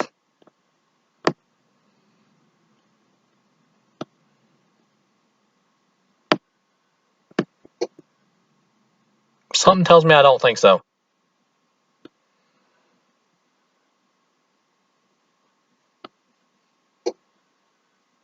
Yeah, now that I'm getting into it, like this Lois Lane like bullet plot could have probably been left out. Like the script could have been rewritten a little bit to where you didn't really need that. But I get the idea that you gotta have Lois Lane do something. But maybe they could have like I don't know. It's just her plot seems so like insignificant compared to like the bigger stuff that's going on in this movie that it just kind of feels like it's slowing the movie down. I appreciate that they want to give her something to do, but at the same time, Lois Lane is like so like little interesting compared to the other big players. I think the actress is doing a good job here. I've actually grown to like her now after seeing her. Like I didn't really care for her that much in Man of Steel. I actually like her a little bit more here. Maybe it's because I'm more used to her now in this version of Lois Lane. But still, I think she's doing the best she can. But her character is not that interesting compared to the other. Like we got Batman and Superman, Lex Luthor in this movie. We want to see them. We don't really want to see Lois Lane. I mean, come on. Of course, here comes the guy with the wheelchair. It's bomb booby trapped.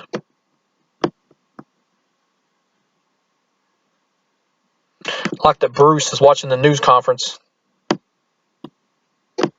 Or watching the conference on the news, I mean. The guy who plays the dude in the wheelchair was actually in like an Arnold Schwarzenegger movie called Aftermath, which is, from what I remember, an interesting drama. It is like a slow burn type, really depressing drama. But if you want to see him in something else that's kind of interesting, check that out.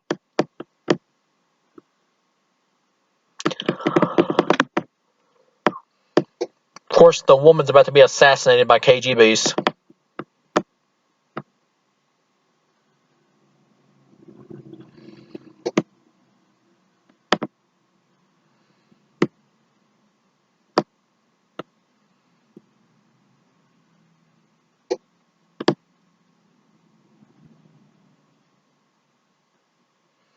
Up, in pops Lex Luthor. I actually think that Lex Luthor wasn't in the theatrical version of Justice League except in the after credit scene, which I think was an add-on by Joss Whedon. But in the Snyder Cut, I believe he has more of a part because his name is in the credits. We don't know like what he's going to be doing there, but his name was in the credits, so he's going to be should be in a bigger part of the movie. I like how Lex Luthor is like sending him spam mail with just stuff on it telling him how bad he sucks. Just to get him pissed off.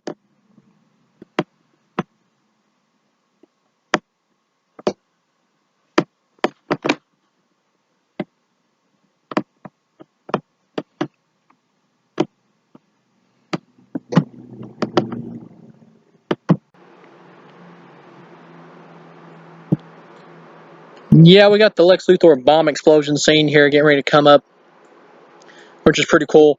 Of course, he sets everybody up, including killing off the Mercy character, which is interesting. You would think that they might use her a little bit more, but I guess Snyder didn't really see any use for her in the long run.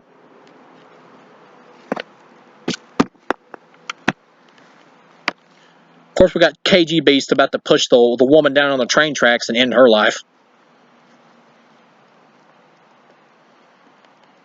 Is what you get for ratting.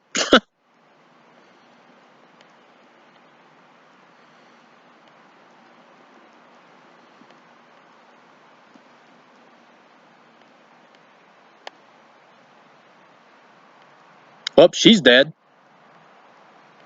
I like how dark this movie is. It's just really cool how dark it is. I never thought I would see like a more hardcore dark Superman movie like this. I mean, compared to the other Superman movies, this is pretty dark. Or at least darker. Like Man of Steel is really just kind of a traditional Superman movie, despite like the neck snap at the end. This is darker than a standard Superman movie. Here comes Clark in to say his piece.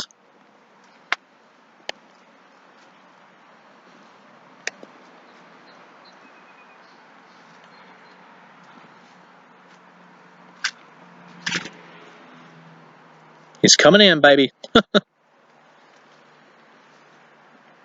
It does look a little silly though, seeing Superman like walk into like this big press conference and stuff with the like the cape on and all that. But it works.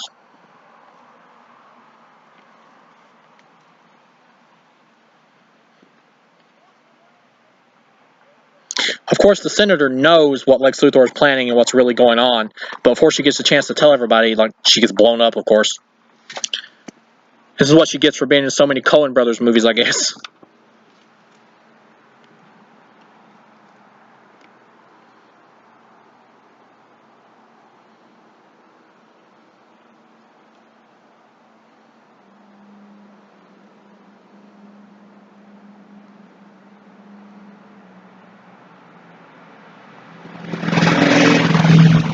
Oh, she realized she's been drinking Granny's peach tea.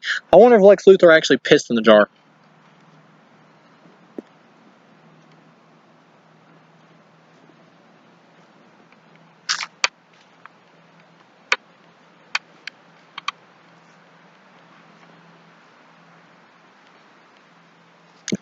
Well, he's gonna blow. Even Mercy realizes it, that she knows something bad's about to happen.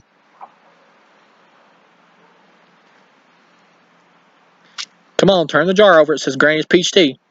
Or around, I mean. Yep, you're dead.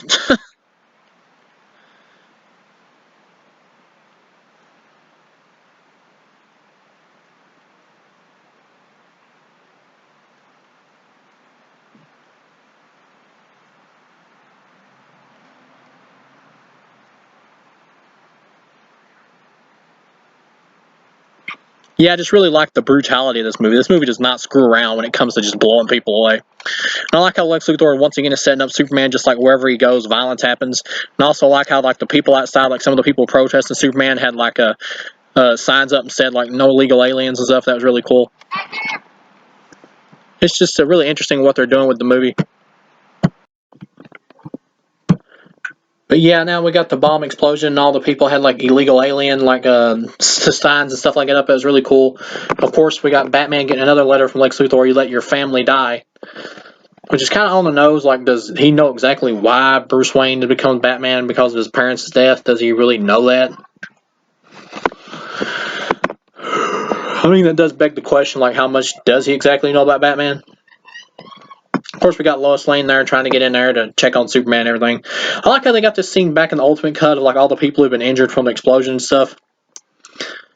Superman's helping people. That's really cool. They took that out of the theatrical version. I have no idea why. This scene could have easily been left in.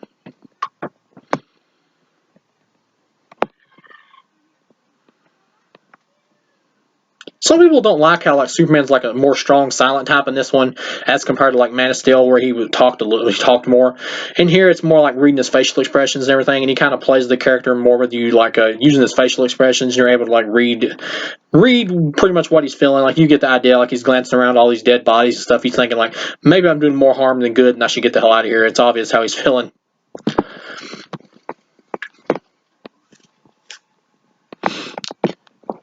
But I think the strong silent type thing pretty much works here in this movie. It plays pretty well. Once again, this is a Superman who now chose to be Superman in the last movie, and now he's like facing the consequences pretty much of what that choice would get him in real life, and how he's wondering whether or not this was the right thing. I like how he's depressed and stuff. It makes him more human, at least for me. And other fans, of course, have heard call that out as well. Got Jeremy Irons chopping some wood.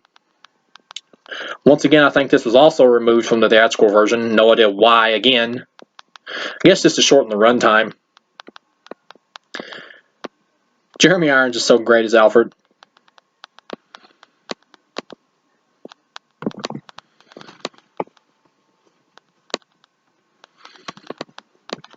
Once again, if you're still with me with this commentary, I commend you because this is a long movie. So when it does come time for me to eventually do the Snyder Cut commentary, I will definitely commend you if you sit through that, because that is going to be even longer.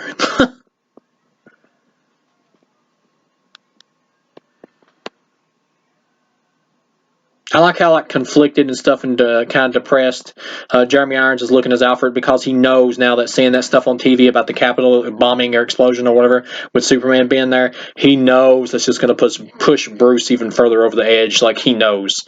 Of course, you can tell he cares about Bruce, that he doesn't really want him to become like a pure psychopath. Lex Luthor showing up at his company where it's pretty much like it's been through hell.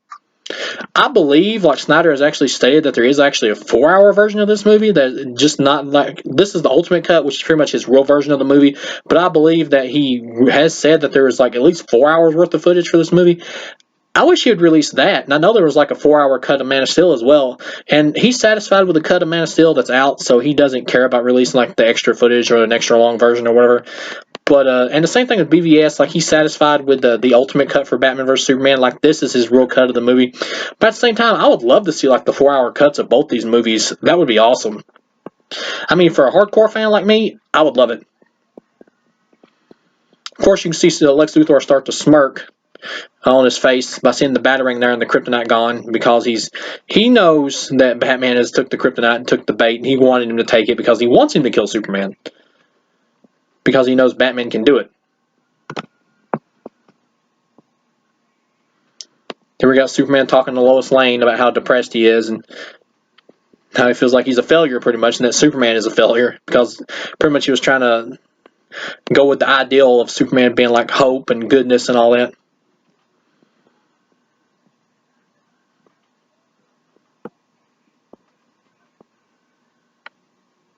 It does make you wonder, though, when he's saying, I live my life the way my father saw it, or whatever, which father is he talking about? But it's obviously the Kevin Costner one, I'm pretty sure.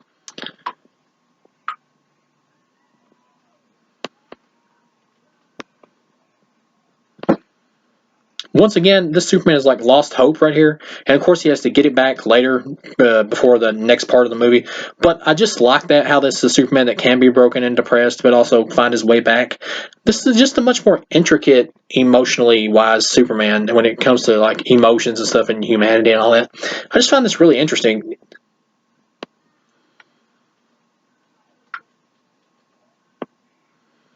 I mean, yeah, he's kind of turned Superman in this movie into like the Dr. Manhattan character from his Watchmen movie, but I feel like it works. Like, this feels like an evolution of his style from the Man of Steel movie. I feel like it works. Lex Luthor here with Zod's fingerprints so he can break into the Kryptonian ship.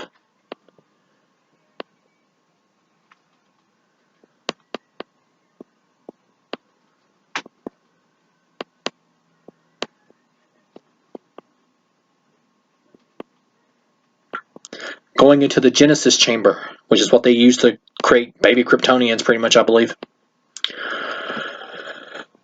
It'll be interesting to see if like Snyder ever brings back, like, assuming we get more sequels to like Snyder Cut and stuff. It'll be interesting to see if like Snyder ever brings back like the whole thing about the codex being like inside of Superman's body, like the Kryptonian DNA codes and stuff like that being inside of him. Like, if he'll ever bring that back, maybe it plays into the Snyder Cut. I have no idea until I see the movie.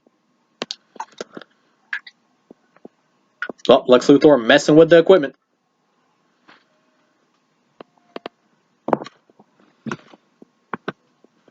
Once again, this is pretty much like Snyder's own take on Lex Luthor. It works. I think it's good if you're just willing to accept it for what it is and not just harp on the fact that it's not like traditional comic book Luthor.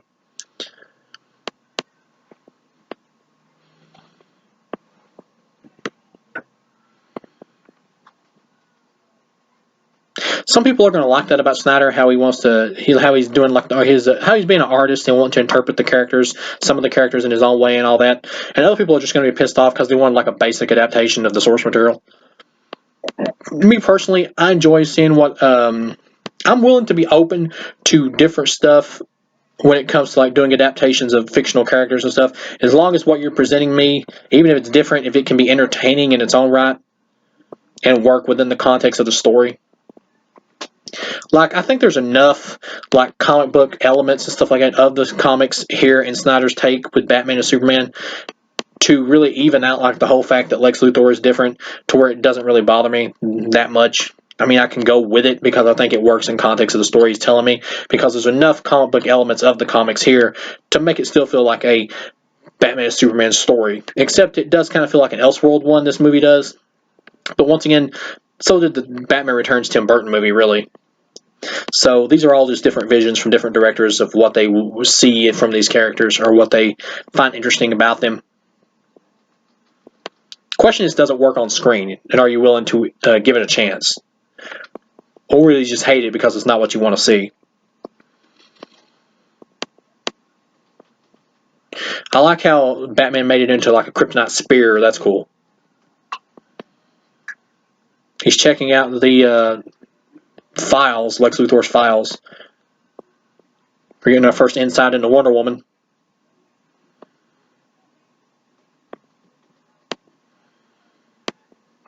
At this point in the movie, you're still kind of interested about like how will Wonder Woman's character play into this flick, because we really don't know yet.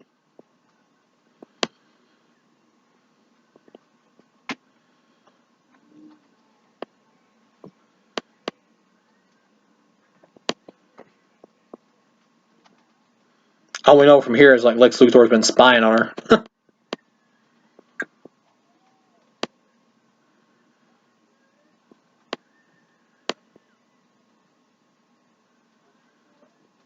Oh snap, he sees that she's pretty much immortal because he sees the old photo, which sets up for the Wonder Woman movie. Hey, wait, is that Chris Pine in there? He's thinking, Star Trek. Zod's body that Lex Luthor has. I actually really like this. Some people kind of have a problem with this as well. I'm like, Doomsday in the comics was just pretty much a plot device character who just arrived from space. Yeah, later on we kind of figure out like where he was from and all that and how he's a weapon and everything. But I think this is totally fine explanation for Doomsday. Pretty much a genetic mutation from Zod's body and Lex Luthor's DNA. The problem with it, though, is it does raise the question of why the hell does human DNA combined with Kryptonian like cause a doomsday type creature? That is kind of a plot hole because it's not really explained here in this story. Even if it is something that is explained in later films, it still kind of needed to be explained here because we're getting Doomsday in this movie. So we needed a little bit more of something to make sense about it here. It is kind of unexplained about why this creature comes about.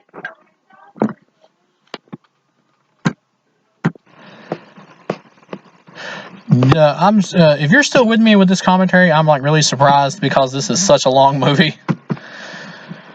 I mean, but at the same time, I mean, I can handle it, but I just got to keep bringing it up because I'll be surprised if anybody stays through this whole commentary. I grabbed me a drink.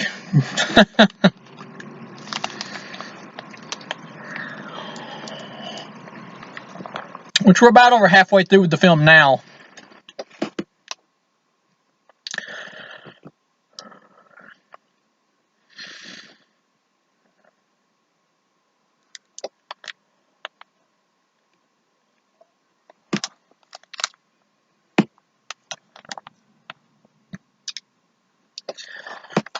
I love this, how people are like burning Superman, like they like made Superman puppets or whatever, and they're like burning them on TV. Kind of reminds you of like those foreign countries like Afghanistan and stuff. Because they think Superman might have been involved with the Capitol bombing. Because they've been receiving anonymous tips that he had something to do with it. Of course, we know those anonymous tips are from Lex Luthor.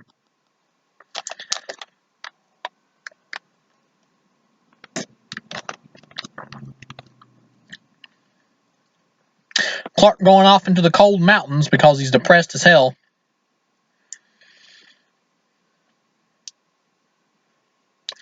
Kind of reminds me of Superman 2 when he like hitchhiked to Antarctica to get to the Fortress of Solitude.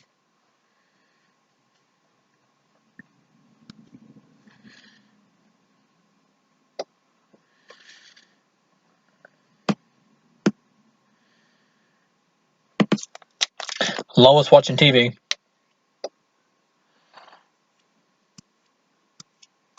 Lex Luthor being smug.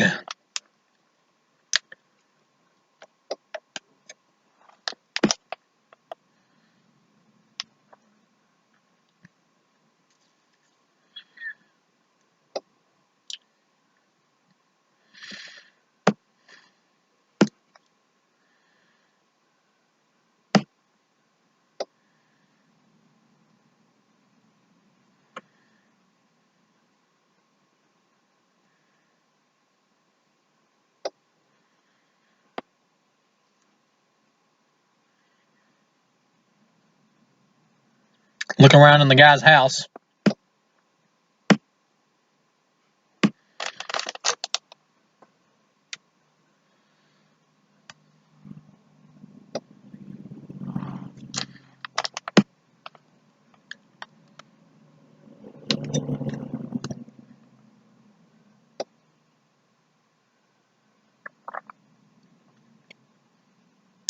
She's the guy just bought groceries, so she assumes that means he wasn't going to die. But really, I mean, you could say that he might have been just thinking about back and forth about whether or not I should do this and just decided to buy groceries and then went, oh, well, the hell with it. I guess I will kill myself anyway. I mean, really, it could go both ways. Here's where they bring up the whole thing about Superman being like not being able to see through lead, and Lois like points it out like he couldn't see it. It was lined in lead, but the wheelchair was or whatever, so he couldn't see the bomb. But really, they haven't brought up the fact in this series that this Superman is like can't see through lead. They just assume that the audience knows that already, and that the characters in this universe would know that already, since those are just basic Superman rules. That is kind of weak writing right there.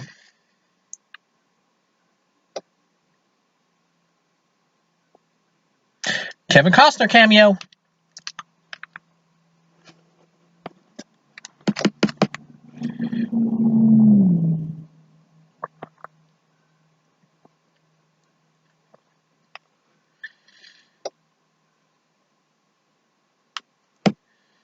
Makes you wonder, though, is he imagining this, or is Kevin Costner a ghost?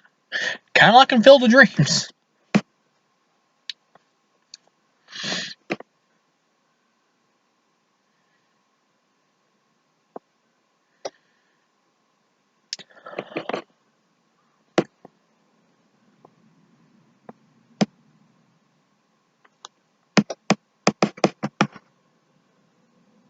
This scene does kind of come slightly out of nowhere. Like I get what it's here for, and I like the dialogue in the scene, and ultimately I like the scene as a whole. But the way it's like shows up, it just kind of comes out of nowhere a little bit. I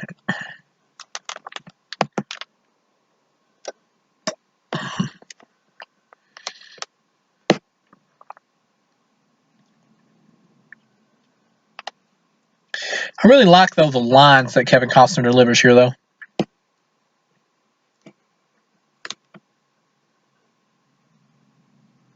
Of course, Clark asking, does the nightmares ever stop about all the people that has pretty much been killed around him and all that, and all the destruction and everything? Will it ever get better? And pretty much Kevin Costner tells him that things are always going to get worse before they get better. But he also tells him that the person you love pretty much shows you that there's good in the world because they exist. So pretty much makes him think of Lois, and it's what rejuvenates him.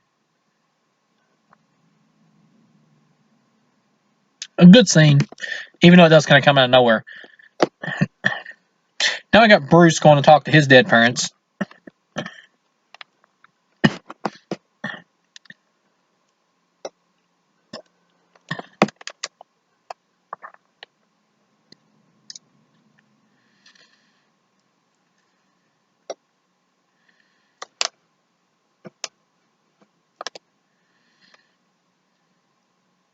Talking about his legacy and what's he going to leave behind, and how taking Superman out, stopping him from destroying the world, or that he might destroy the world, is probably the biggest thing he's ever done or will do.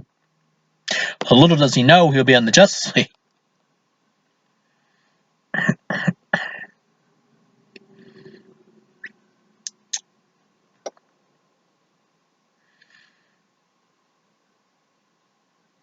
One interesting thing about Snyder is he just like doesn't really care about his detractors. Like he'll make fun and nitpick at stuff, like talking about people who complain like Batman killing somebody or whatever.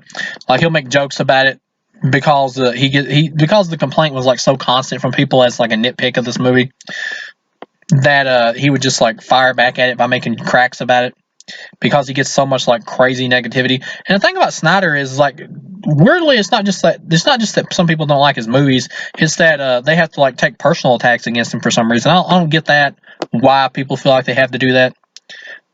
That's not right. I don't understand why people do that. The guy's literally done nothing to nobody.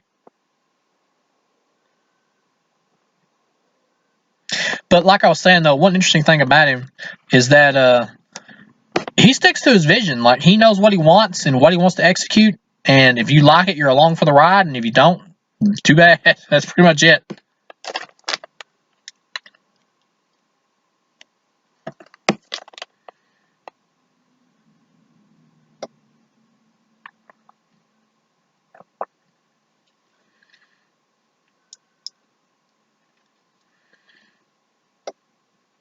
Well, they just abducted Diane Lane. Now we got Ben Affleck's metal suit from Dark Knight Returns. It looks awesome in live action. So he can withstand hits from Superman. That's really cool. He's putting the Kryptonite Spear up so he can use it for battle. He's putting together a strategic plan.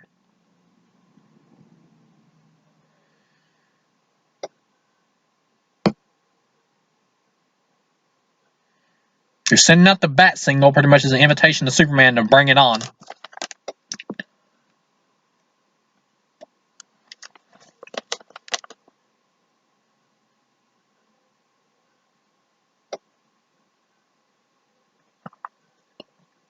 Snyder's visuals still great, like the glowing white eyes of Batman. Great. Like Lex Luthor's line right here, like he's on the phone, he's like, "The night is here." That's really cool. Like I like this version of Lex Luthor as its own thing. Like I've come to I don't like it when he gets overly giddy in some scenes, but besides that, I like the way Jesse Eisenberg plays it. You just need to tone it down a little. Which I do think Snyder was probably encouraging to do, so that is kind of a fault of Snyder, but nobody's perfect. And no movie is perfect. No matter the fact that I really enjoy Snyder's movies, there's always going to be problems in them, just like there are in any movie. But I just don't understand people who come at them like there's some kind of personal attack or something on their lives or something. Now they're abducting Lois.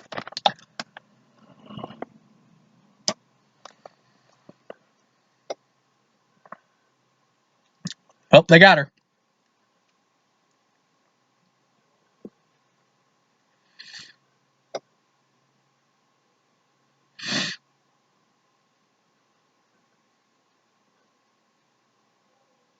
Taking her to Zuckerberg.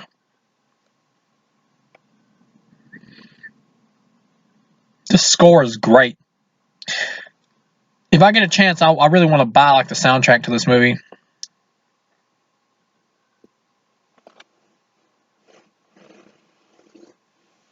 Awesome movie at this point. Despite some faults I have with it. Well, like I said, there's no such thing as a perfect film. Except maybe Casablanca. That probably comes the closest.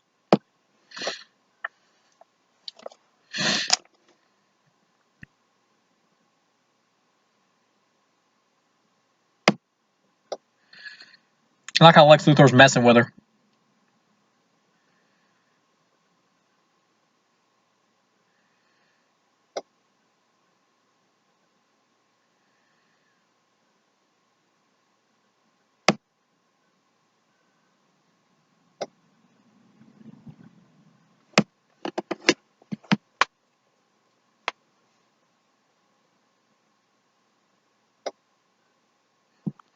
I like how he's insulting her. Definitely a cocky, like prideful Lex Luthor.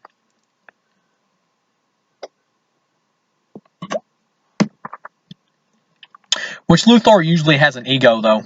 Anyway. At least most versions. Has a big ego.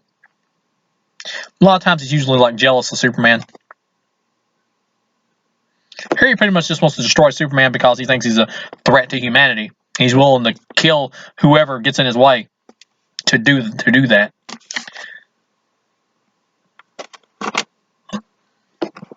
Of course, Superman found Lois with his super hearing, so he would have heard her voice.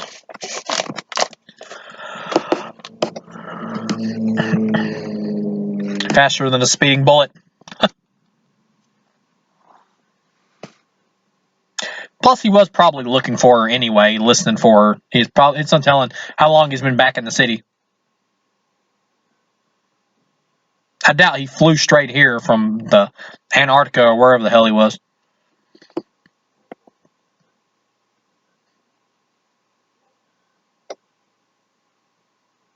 Lex Luthor with like an egg timer.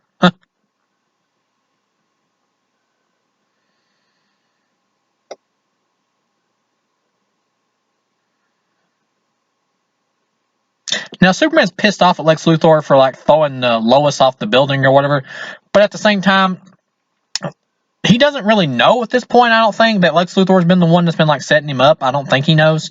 It would have probably been more impactful showing him being pissed off at Lex Luthor if he knew that Lex Luthor was the one that had been setting him up this whole time. I like that Lex Luthor is like referencing God though and stuff like that. Once again, it adds to like the darkness of the Snyder movies. I just really enjoy like the. It's just more to my personal taste, like the more edge, dark type version that Snyder's going for.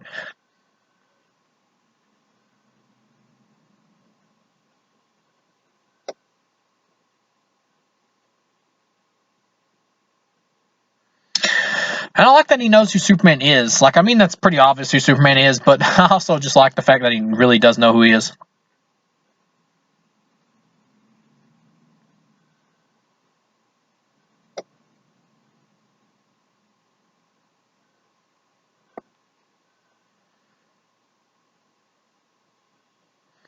Like, at certain moments, sometimes I like how giddy he is as Lex Luthor, and other times I feel like he just pushed it a little bit too far.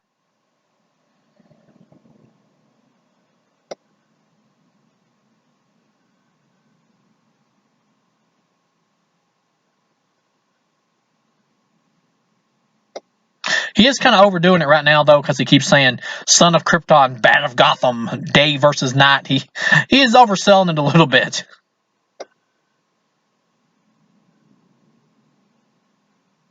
I really like, though, how he's like threatening Superman with his mom's death, though, how he's like kidnapped her and pretty much forcing Superman to be his lackey. That's cool.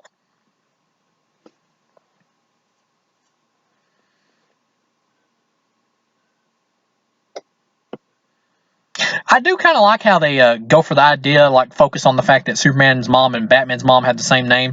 Like, that is something interesting that has never really been called out before, and never really had anything done with it before. I'm surprised about that.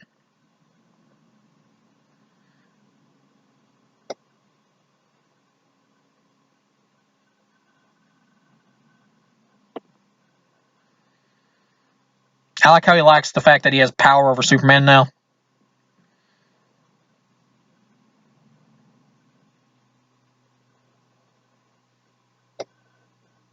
Now God bends to my will.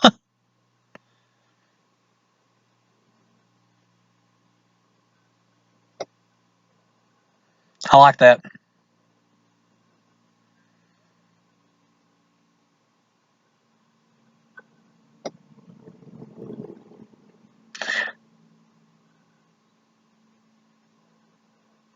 Like right there when he's talking about bring me the head of the bat or whatever. Once again he's getting too over the top.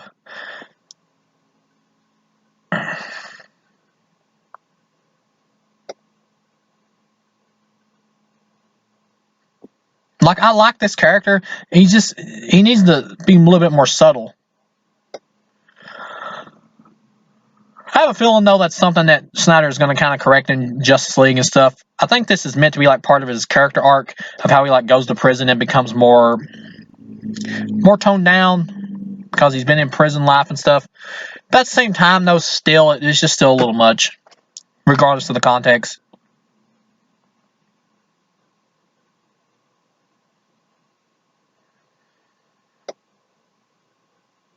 I often hear people wonder, like, how come Superman couldn't just, like, hear where his mom is and go and rescue her? Well, obviously, they're not letting her talk because she ain't speaking. So I get the idea that if she speaks, they're going to blast her with a flamethrower.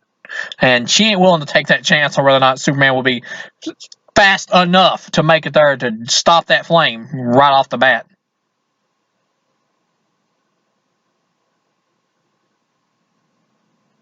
Because she's scared as hell.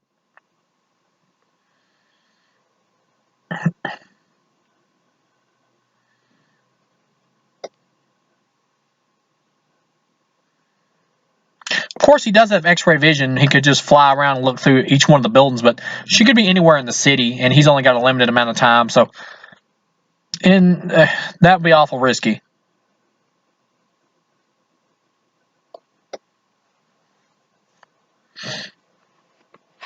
He's asking Lois for advice, pretty much, or at least telling her about the situation.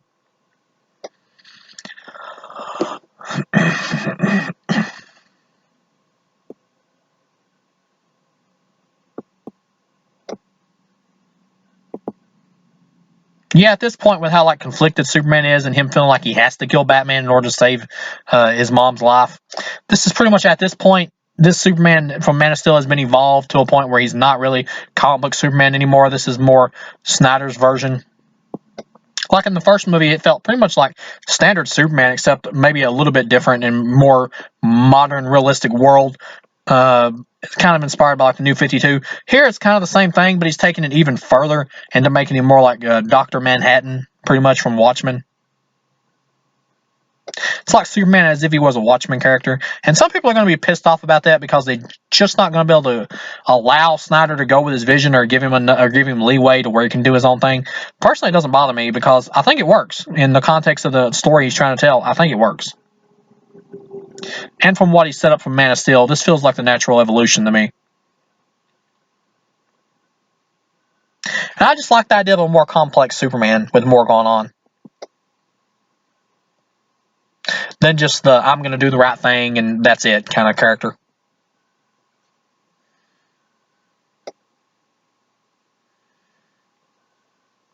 These Justice League cameos right here that are coming up with Diana looking at the footage or whatever, data files of them on the computer, I'll admit they do slow the film down a little bit right here because at this point you're kind of wanting to get into the Batman fighting Superman thing.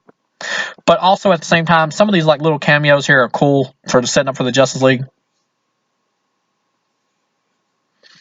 That Flash one in the supermarket right then that we just seen, it's good, it's fine.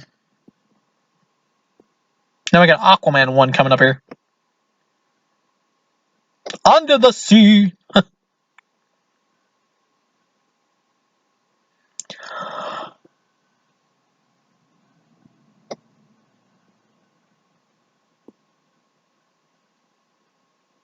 Kind of looks like one of them like Evian commercials with his hair like flinging back and forth underwater.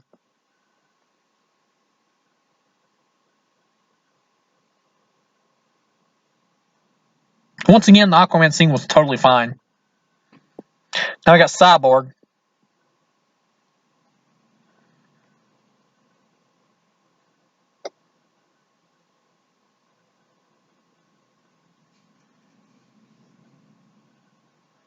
I like that they got the guy who plays Cyborg's dad is the dude from Terminator 2 who invented Skynet. That's hilarious.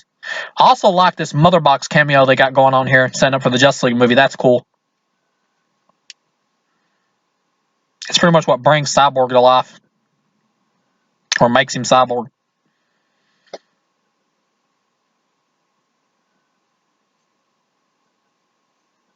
Yeah, I really like that Mother Box cameo.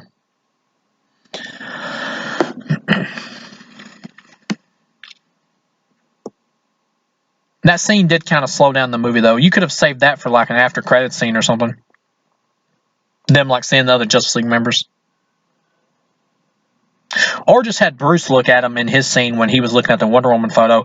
You could have just had him did it. That would have probably worked a lot better, and it would have been much earlier in the movie, so we could have just gotten straight into the Batman-Superman conflict right now. That would have played better.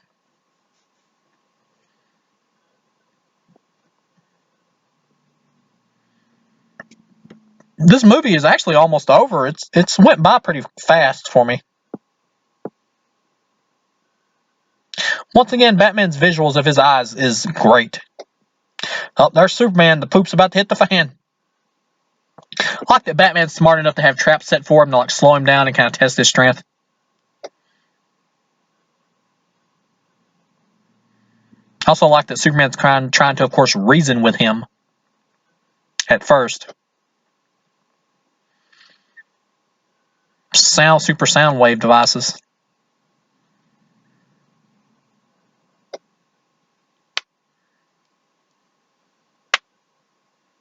That was cool.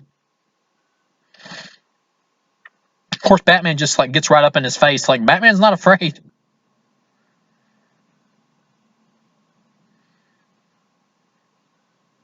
I like that they're showing like Batman, of course, is outmatched strength-wise because Superman has all the powers. He's got some Tommy guns ready. Once again, we get a great shot of Superman's eye lasers right here.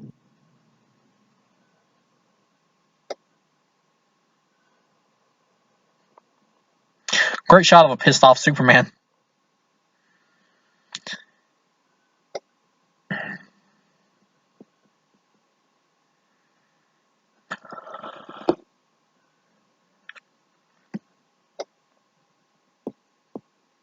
I like how he's pissed off at Batman. He's flung him around again. Which I'm not sure if he actually did that in the Ultimate Cut or not. I think maybe he only flung him once. I mean, in the theatrical cut, I think he only flung him once in that version. Here he does it twice.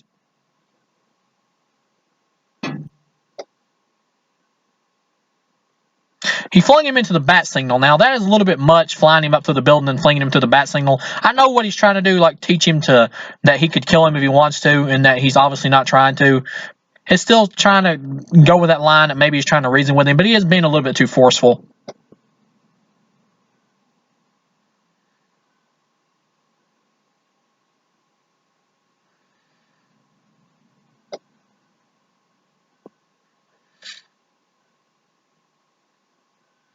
Of course, he's starting to outsmart Superman because Superman's just powering through everything because he's cocky because of his abilities. I love the kryptonite gas grenade, though. That was great.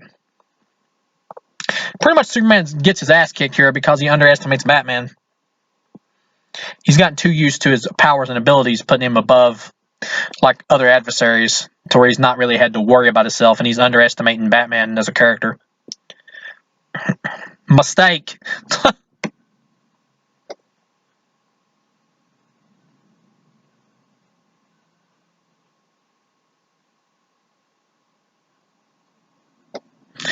This is a great fight. It did take a little bit too long to get here, though, but the fight makes up for it.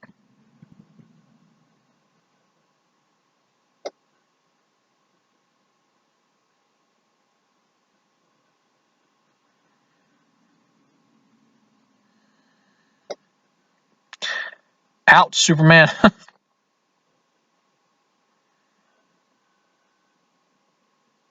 Superman's in some major super pain.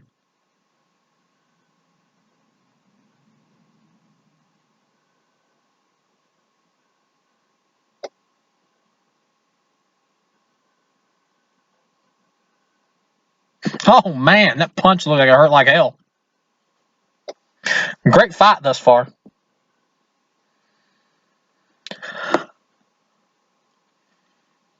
Oh, Superman's starting to get his powers back a little bit. That's great. It just lets you know, though, like without powers, like Batman would demolish Superman.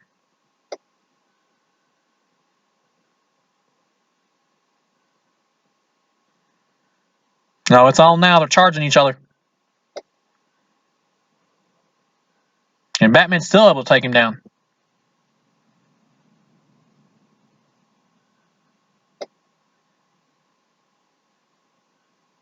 I like this, though. Superman's starting to get some of his powers back even more, and now Batman's starting to get a little nervous. He's like, oh, wait a minute.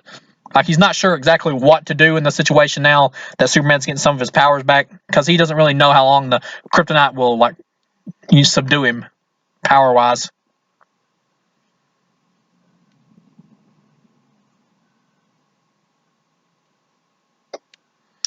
Superman flung him through some bathroom stalls. That was cool.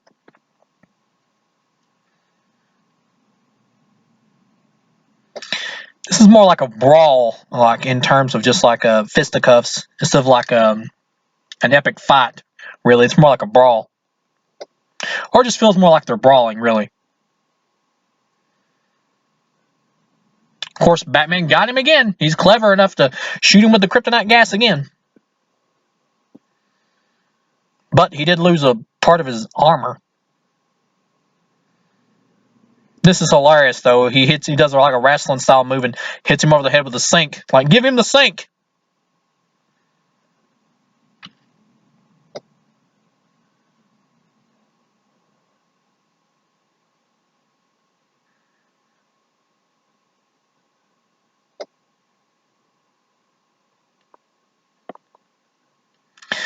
Yeah, that was great. This is like a down and dirty street brawl.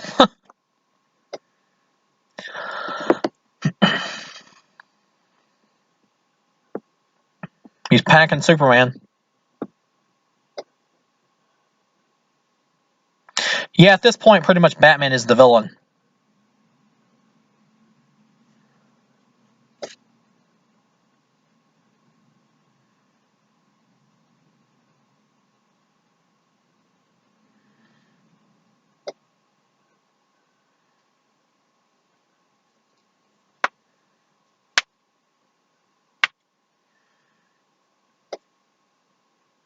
If you notice in the background, in those pillars back in the background, it says Joker, which is obviously a reference to Joker because it's in Gotham City. I'm assuming Jared Leto must have put that on there.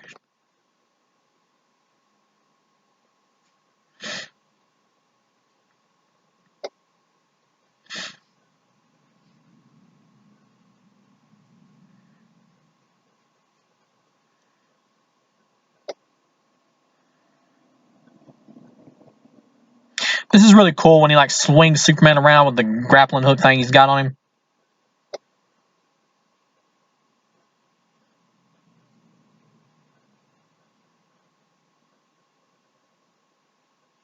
That's great.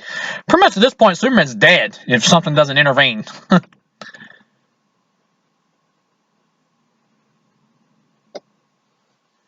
Once again, more great lines about Batman talking about the world only makes sense if you force it to. Pretty much he's a nihilistic character here. He's going to take Superman out with despair.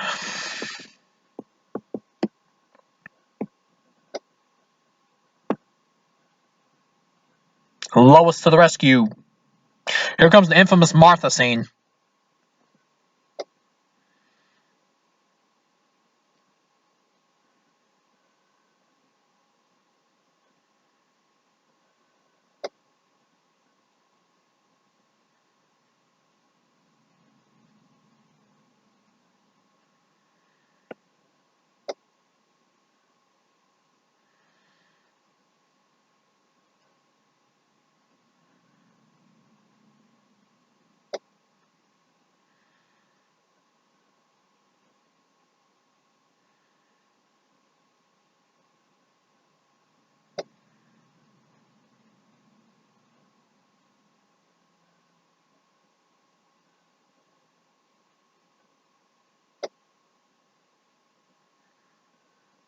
Of course, Batman's having post-traumatic stress syndrome by hearing the name Martha, thinking about his mom.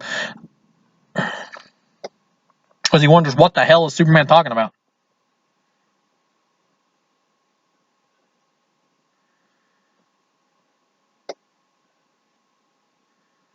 I will say though, if like this Batman is like that post-traumatic stress syndrome, battle damage from all of his fighting he's been doing, it would have been cool to maybe possibly have some kind of scene or some kind of flashback to show what this Batman has been through. Like you get the idea of it enough to where you can follow it and it works in the movie, but just a little bit more maybe in a flashback would have helped.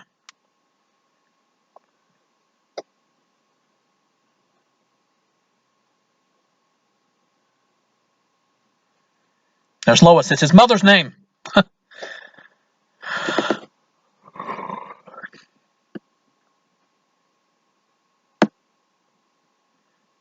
Like, it is a little bit confusing right here at first about why Batman is stopping and not just killing Superman after that's what he's wanted to do pretty much the whole movie.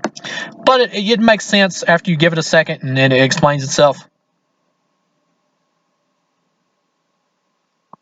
He's going to throw the spear away. Like, at this point, you're wondering, like, what the hell's going on? Like, why is Batman not killing the guy?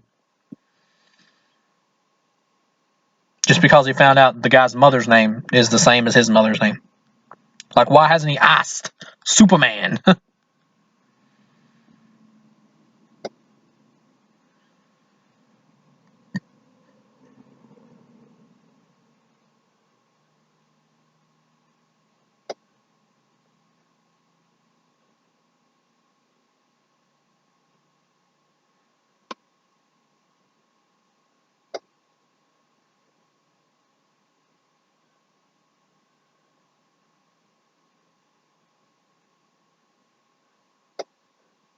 Like, I love that line right there where, like, Superman wants to go off and save his mom, but he's weakened, and Batman says, "Trust me, Martha won't die tonight." Like, that lets you know the reason why he didn't kill him, because Batman discovered that he was about to cause the death of Superman's mom, which makes him the same as the killer who took his family. So it lets you know what's going on.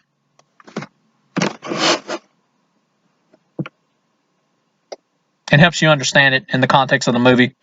The theatrical cut, though, it plays a little worse because so much stuff's cut out of the film, so it's not as understandable in that version. Of course, we're gearing up for the big Doomsday battle here. Lex Luthor had a backup plan with Doomsday to take Superman out in case Batman failed to do it or something happened and he wasn't able to do it. Lois picks up the Kryptonite Spear. If I do start to sound a little tired at this point, it is because this movie is kind of long. When I do the Snyder Cut commentary, I'll probably have a lot of coffee. Or like I said, I might split it into parts and just do half of it one day and then do the rest of the half of the movie for a commentary the next day. Here comes Batman to rescue Martha. in the greatest Batman action scene ever put to film. At this point, the warehouse fight. Even people who don't like this movie know about this warehouse fight and how awesome it is. Batman's gunning him down. He's ready to kick ass and take names.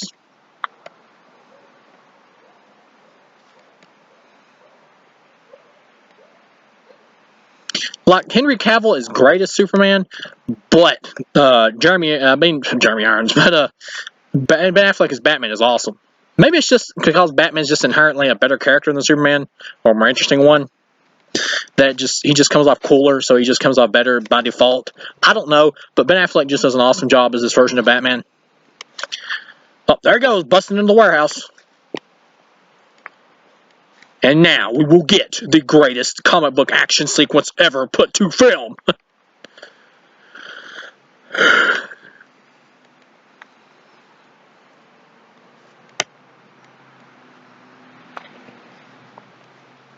But once again, like I said, even though this film is longer than the theatrical cut, it still feels shorter. At least to me. It goes by smoother. The pacing is much better. He's taking out the guns. Really cool. Pulled one guy upside down. Really cool. He's shooting the hell out of everybody else. Using the guy's own weapon.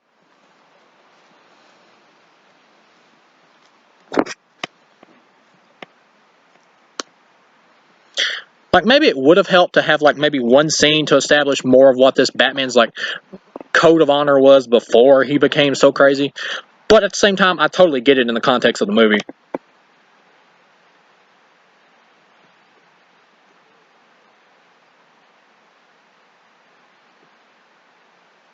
Thor, I mean, that was awesome. I love when he takes out this dude with this big box. That was great. Of course, there's blood here. The Ultimate Cut is rated R, so there's a little bit of blood added in. Still, though, this feels just more like a hard PG-13, to be honest, but that's not bad. Terrific action.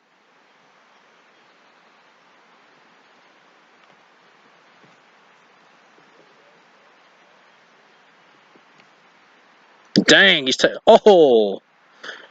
knocking that guy down into the floor. I like how they use Batman's cape against him eventually here. They grab it and pull on it to try to take him down, which in real life they probably would. Capes are kind of risky for a real life person to wear who's trying to fight crime. He got stabbed, but it's still not enough.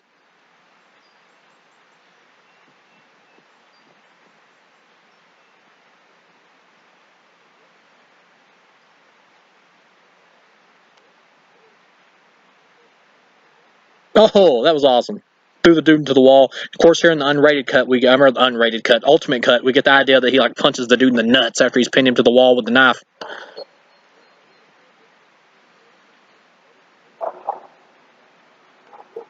He's about to break in and save Martha. Here it comes. You're going down, KG Beast, finally. See Lex Luthor get a new henchman after this. Because he killed the hot Asian girl he had. There she is. He's threatening to blow her away with the flamethrower. Will he do it? He'll kill her. He says, believe me, I'll do it. Oh, he believes him. He shot the tank, blowing the dude up, and then he jumped in the way for Martha. Pulled her out of the way. Great action. Here we got a joke coming up here, which is kind of funny. Yeah, that's funny. It's nice that Snyder throws in just a little bit of humor, but not anywhere on a level like an MCU movie or something. And once again, it's not a dig at a Marvel movie or anything, because I enjoy those kinds of tones they work in those movies. But Snyder has his own thing going, and I just prefer his darker take. He just does it really well. Yeah, we got Doomsday coming up right here. This is a like some people don't like Doomsday's design, and I get that it's personal taste, and that's cool and everything. But I think he looks fine, good. When you realize the fact that this is just like baby Doomsday before he mutates and looks more like standard Doomsday. So I'm kind of fine with his look, at least at first, because he's just now being born. So I'm okay with it pretty much, being like an infant version of Doomsday. So it doesn't really bother me in the context of the movie.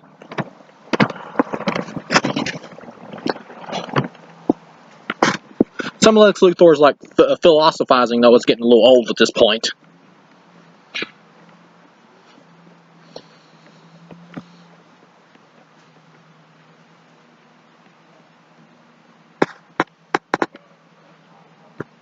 Yep.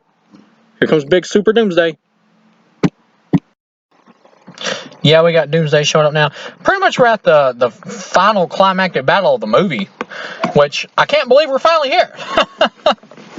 Despite this movie going by faster, to be honest, at this point it has felt a little bit long, but still nowhere near as long feeling as the theatrical cut. It's just interesting to me how you can like chop up so much of a movie to like make it feel even longer, even in a shorter version. Which I have no problem with the length of this movie. I'm glad that it's long. I just love the idea that we got a epic Batman vs Superman Dawn of Justice length movie, and the fact that Snyder Cut's going to be 4 hours. That is cool. That is cool. Only Snyder could do that, baby. With a superhero film. Comes Doomsday.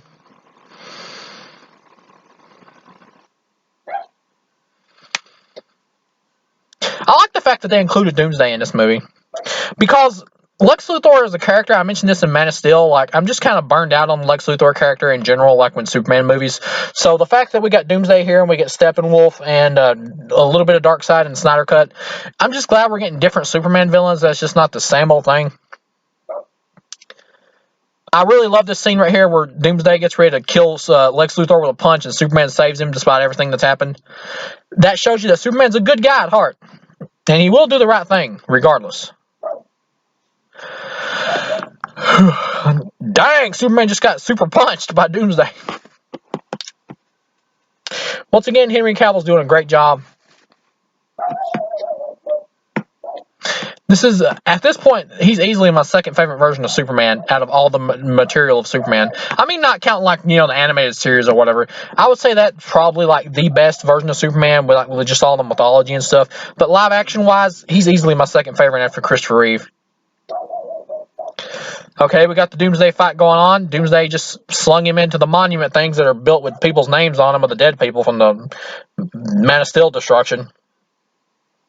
Superman's getting the hell beat out of him. I do wish they would have explained like more about how he's a Kryptonian deformity or whatever. That does kind of feel like it's just thrown in as something to be explained in a later movie. But some things like that, sequel teases and setups, are good. But if you do too many of them, or just have certain ones that kind of detract from the main plot a little bit, then it does become a little bit of a negative. I do wish they would have explained it a little bit more, but as it is, I still really like the fact that Doomsday's in this movie. I never thought we'd get a Superman movie with Doomsday in it, to be honest. So I was just really happy to see this, mostly because I was just so used to seeing Lex Luthor, so I was like, they ain't gonna do Doomsday. And I like how he's following this up in the Snyder Cut with Superman having the black suit. I really wish that Snyder would introduce like his own version of like the John Henry Irons Steel character and Superboy. I know we're getting Supergirl in the Flash movie, but I'm not sure if she's going to be like a multiverse Supergirl or if she is actually going to be like the Supergirl cousin of the Kal-El version in this movie, the Henry Cavill one. I don't know yet. They haven't explained it yet, but I'm assuming it's a multiverse character. But either way, it's neat that we're getting Supergirl. I would still like to see Superboy in a movie eventually. In one of these Snyder movies or DC movies, I would like to see Superboy. I've just always thought the Superboy character was kind of cool, and I'd just like to see him in live action. I think you could do an interesting like Teen Titans movie with him as well. Doomsday destroying the hell out of everything. Doomsday here is kind of just like a mindless monster who's psychotic, but that's pretty much all he was in the comic books as well. He was just pretty much a plot device to kill Superman.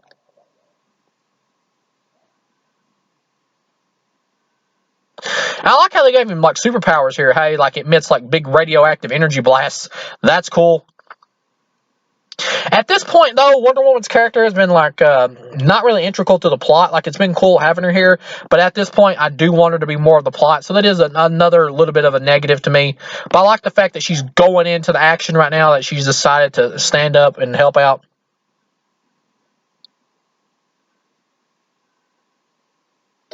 There comes Superman taking out Doomsday, flying him into space.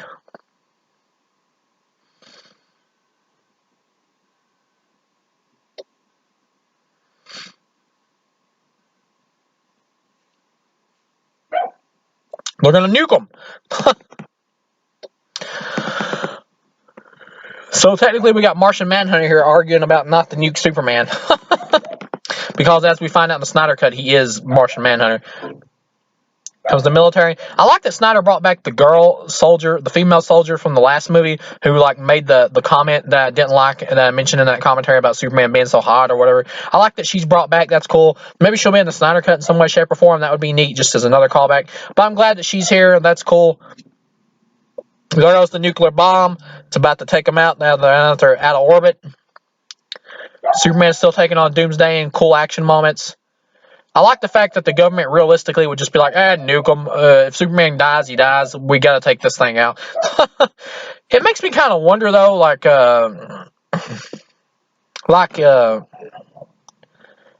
what was Superman's plan to do with Doomsday by flying him into space? Was he just hoping to eventually kill him by not having any oxygen or whatever? And just kind of going on like some kind of suicide type mission thing with him? Beautiful looking shot right here with like the radiation and everything falling out and from the explosion, and Batman like seeing it. Well, not like the radiation, but like just the blast, like radius and stuff going around, where Batman's like seeing it as he's flying by in the Batwing or whatever. Just looks really cool. And then Doomsday crashing back down to Earth as like a meteorite.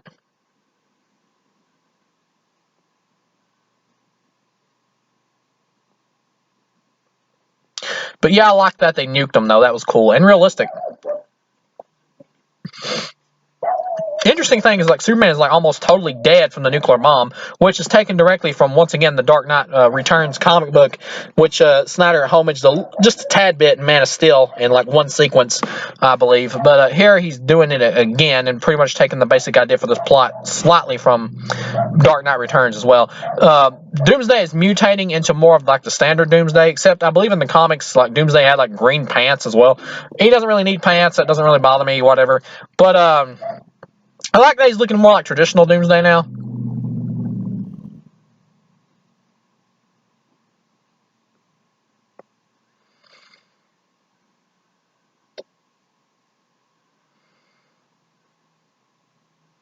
Yeah, and he just wants to cause destruction, which is pretty much all the Doomsday in the comic book wanted to do too, just destroy everything. It's pretty much the same basic thing.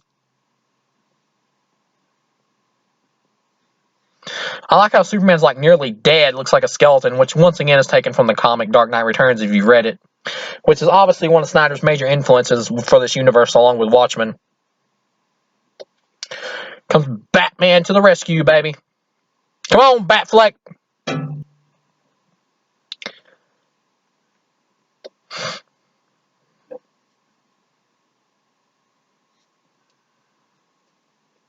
I like that Doomsday has like Kryptonian laser vision, except it also comes out of his mouth because it's like a mutation from Zod.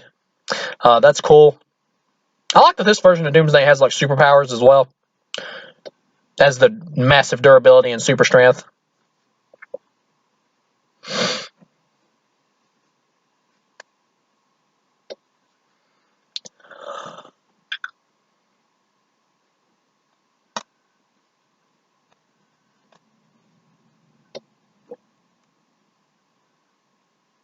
Once again, Batman's coming up with the plan to lure him to Gotham Harbor, where there's like no civilians around, which is obviously thrown in to kind of take away like the whole detractor thing from like Man of Steel, where some people were upset that the destruction was happening in Metropolis and people were dying from it, which is realistic anyway. Some people were kind of upset about that. So here they throw in the line that the harbor's abandoned, there's nobody around. So yeah, it is kind of a silly thing, but at the same time I understand why it's there, so it doesn't bother me. Superman's being rejuvenated by the sun. His skeletal form is going away. Neat effect. I like how the eyes like light up right here in a minute.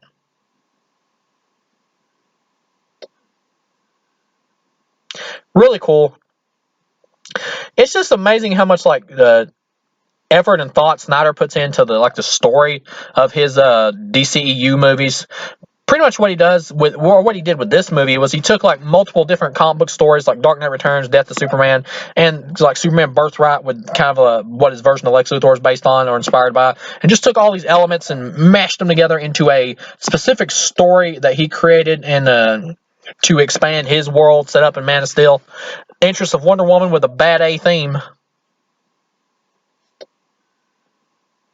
Wonder Woman's awesome here. Like in her action scene and introduction right here, she kind of steals the movie, even away from Batman, who's the coolest character of the film.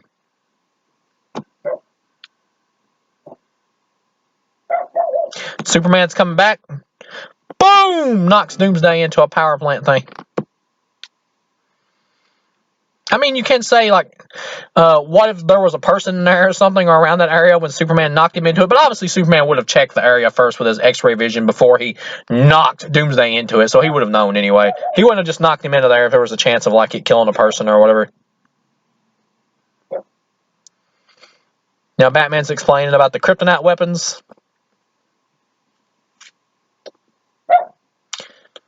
Lois is going after the kryptonite spear, which is under the water, I believe. I think that's what she's doing at this point. It does beg the question, though, how does she know like the kryptonite spear is a weakness for the creature or whatever? Like, why is she going after it? It's kind of just put in there to give Lois something to do. Which I get, but at this point she could probably be kind of taken out of the movie. That line right there where I thought she was with you, between Batman and Superman, is kind of a little cheesy. That's a little much for me for the tone of this movie being so dark and serious. I would have liked that better if that would have been left out. That's just me personally, my own taste.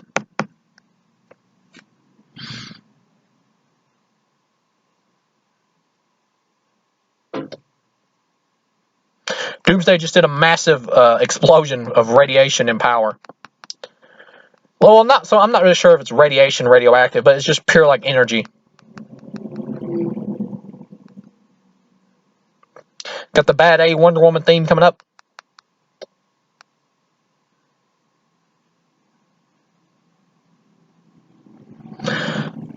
Awesome visuals with Wonder Woman staring down Doomsday. Really cool. This really makes you want a Wonder Woman movie. Like at the time when I watched this, I was really wanting a Wonder Woman movie after seeing this. Like, I'll be honest, when I watched the theatrical cut of Batman vs. Superman, I didn't really like it, but after it was over, I had to like try to trick myself that I liked it, just try to make myself believe that I did. And then when I watched the ultimate cut, I was like, wow, it's like night and day, man. I was like, I did not really like that theatrical cut. Like, I don't like the theatrical cut at all now. Like, this ultimate cut is the true version of the movie. If you want to own this movie, get the ultimate cut. This action is great. I'm hoping with the Snyder cut that the action in the Justice League movie will be just as good or close, because the action in the theatrical cut didn't come close to these two Snyder movies. I also like how Superman basically hears Lois Lane under the water right here in a minute and goes to rescue her. And I like this like a heat vision standoff against Doomsday, but Doomsday overpowers him though because his heat vision is more powerful because it comes out of his eyes and his mouth, so he's able to pretty much an increased blast. Here we go. We got the heat vision standoff. Excellent visuals.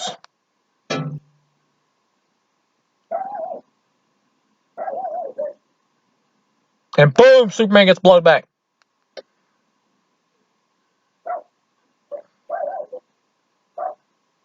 I like how it's pretty much establishing that Doomsday is kind of more powerful than Superman. At least in this version. In the comic, they were kind of close to equal, pretty much. Here it comes off like Doomsday might be a little bit more powerful. Or somewhat more powerful. In terms of just raw power.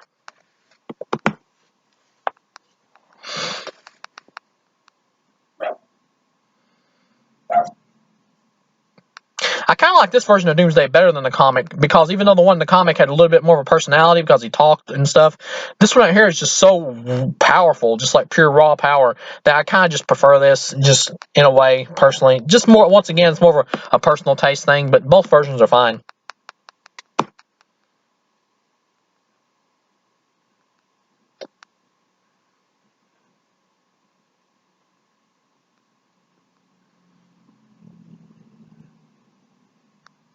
Doomsday coming after Batman. Of course, Batman's outmatched by this thing, which pretty much everybody is. So he's getting the hell out of Dodge, throwing a smoke bomb so he can disappear from the creature.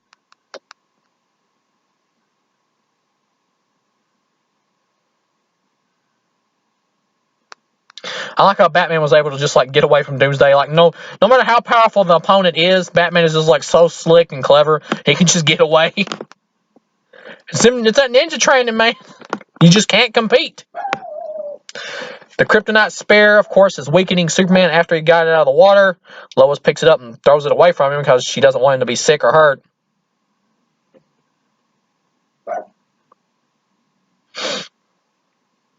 Of course, this is the moment where Superman realizes, I'm going to have to sacrifice myself to kill this thing. Now, some people, once again, had a problem with this because they just didn't like the idea of Superman having to die so soon in his second movie.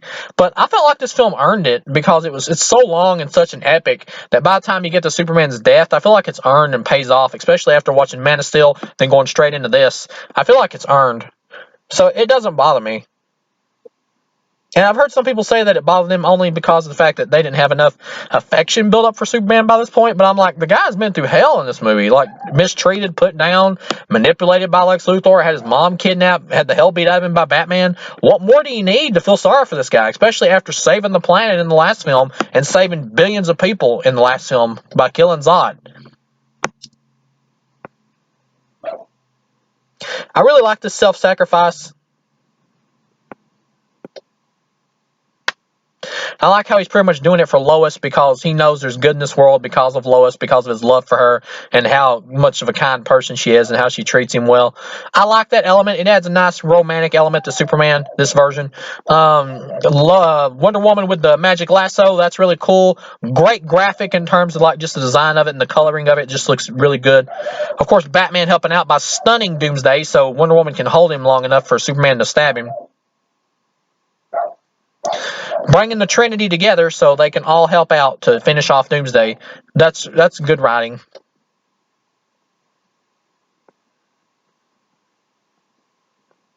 Of course, Doomsday stabbed through the chest with the Kryptonite Spear. He's dying, but he's going to take Superman with him.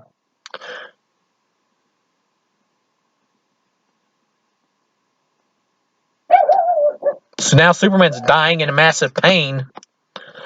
You can definitely tell by the look on his face. But he's going to try to finish off Doomsday, though, by taking him out before he finishes him off. And he's like pulling himself toward Doomsday by pulling like the Doomsday spike through his chest.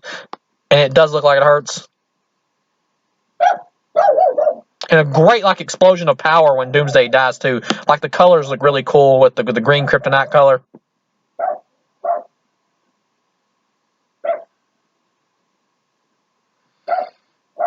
Like at this point, this movie is an awesome action blockbuster, just from the coolness of the action and everything. And I like how it's a tragedy with Superman dying. That's great. That's just something you didn't really think you would see on screen, like from watching the Christopher Reeve movies and other stuff. Like you never really felt like Christopher Reeve Superman was ever really going to die. But with this version, he dies. Even though he does come back, of course, and you will get to the hint of that at the end of the movie. But at the same time, you knew he was going to come back, but I don't feel like that undermines like his sacrifice and the meaning of it. No, because it still shows that he's a good person. He's willing to die for humanity, despite how horrible humanity is.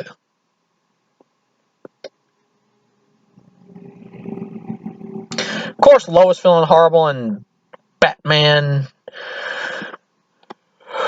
being respectful of him.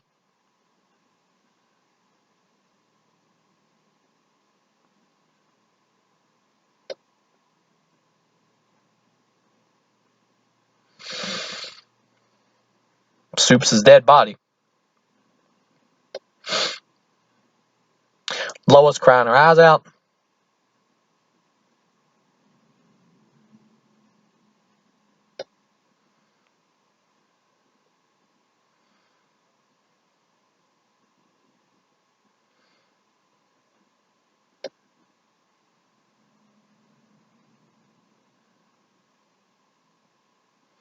Very sad scene.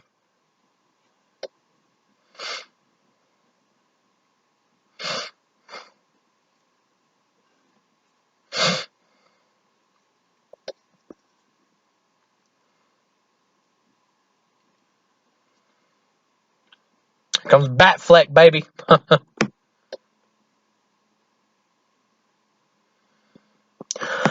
Well, Superman saved the planet twice. Of course, he had help this time, but still, he saved the planet twice.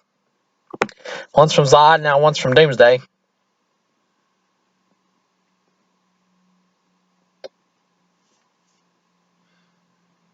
I'm interested to see how the Superman versus Steppenwolf fight plays out in the Snyder Cut. Because in the theatrical version, it was like way too quick. Here we have a scene that it wasn't in the theatrical cut as well, where it's these soldiers showing up to like arrest Lex Luthor at the Kryptonian ship, and then these soldiers are the ones we saw in like the Mad Max future scene or whatever, who were like Superman soldiers or whatever. So I guess they like somehow he takes over the government or something. I don't know what Darkseid does or something. I'm sure it'll be explained eventually if we get the Snyder's Justice League Part 2. Once again, it's something there to set up for a future film. Of course, Lex Luthor sitting there talking to Steppenwolf. That's awesome. That's a good setup.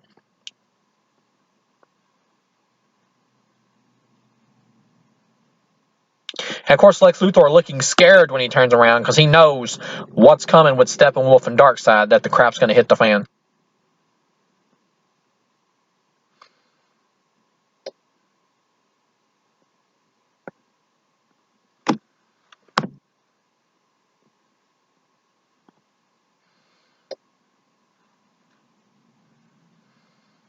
Now, Lex Luthor's been shaved bald. I'm not really sure if he needed that because his version was so different from the comics, but I get why it's there to pay tribute to the comics and him being bald and everything. Superman dead in the newspaper. Night of Terror, Morning of Loss.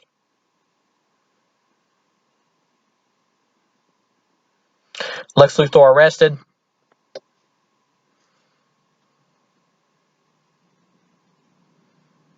At this point, this is an awesome flick, like an awesome comic book action epic. Like I said, I've pointed out flaws in the movie that I consider flaws. No movie is perfect. Even though I'm a big Zack Snyder fan, of course his movies are going to have flaws. There's no such thing as a perfect film.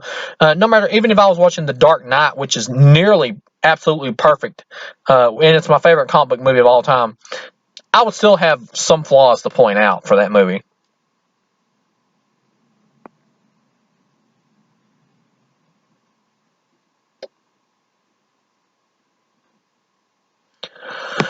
I like that there's like no one in the city because they're all like mourning Superman and everything, and how everything's so quiet. And also, people are like mourning Clark, and I like how like the Perry White shows up, and I like the cameo of Pete Ross and the priest from the Man of Steel movie. Great connective tissue between the two movies.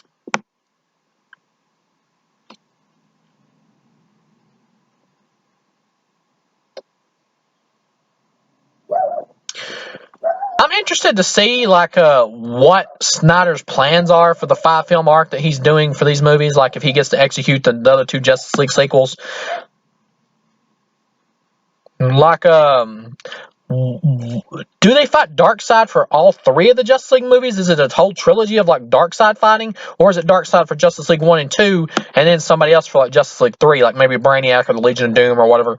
Like I wonder, like what direction he's ultimately going with the Justice League trilogy. Because I know he's already said the second Justice League movie, if it's made, will take place all in the Mad Max alternate timeline and show things from that point of view, leading up to like how they time travel back to the past. Now here's Ma Kent, Diane Lane, with a envelope that Clark was saving for. Wonder what it could be.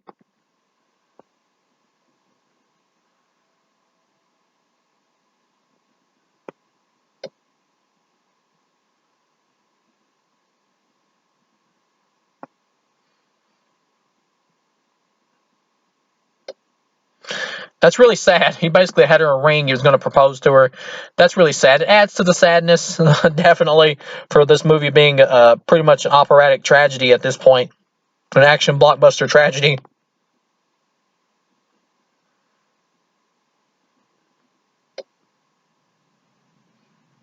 Some people might say the movie's running a little long by now, but I like the fact that they're dragging out like Superman's funeral and Clark's funeral like this, and really showing like how much people are paying tribute to him and everything, his family, and then all the other military people are paying tribute to Superman. I like how it's like intercutting with both funerals.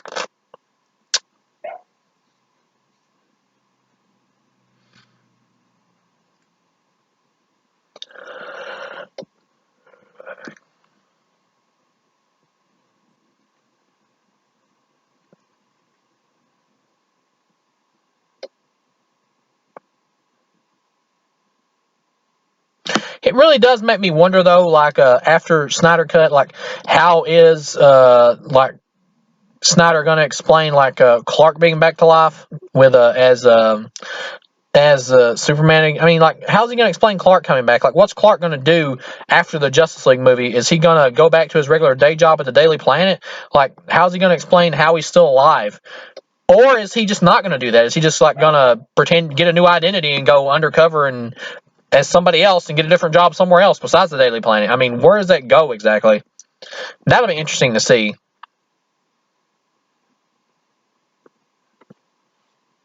And of course, they got like the silver looking S on the casket for Superman, which is like from the comic books, like for the Death of Superman comics when he comes back with the black suit. And it's got like the silver kind of styled S on it. That's really cool. I really like these comic book nods that Snyder puts in there.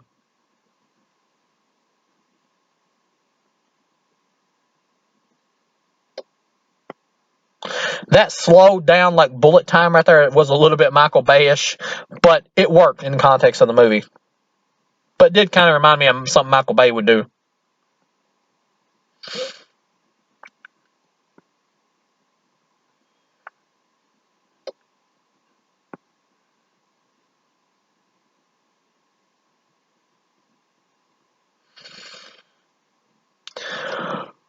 Pretty much, we just got the priest giving a sermon about the fact that the Earth's going to give birth to its dead, which is pretty much going along with the metaphor thing of Superman being like a modern day Jesus figure. It works in the context of Snyder's universe. I don't have a problem with it. Lois there at Superman's unburied casket, paying respect. Pretty soon we're going to have Batman and Diana in the background.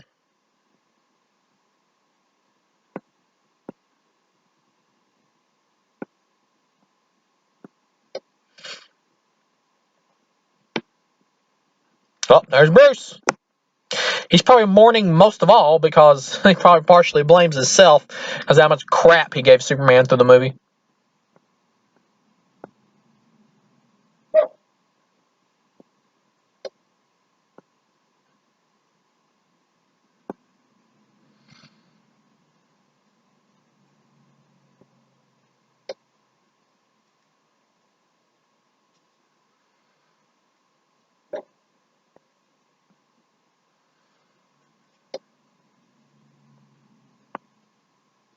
Of course, setting up for the Justice League movie here with Bruce talking about how he wants to find the other metahumans because he knows something's coming.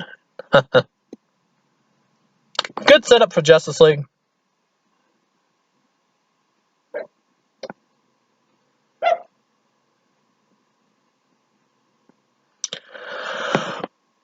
Of course, we get here like the conclusion to Bruce's arc, pretty much. At this point through the movie, he's been pretty much a jaded douchebag, but now we get to hear where he talks about men are still good, we can do better, we have to, while he's looking over at Superman's like casket, unburied casket or whatever.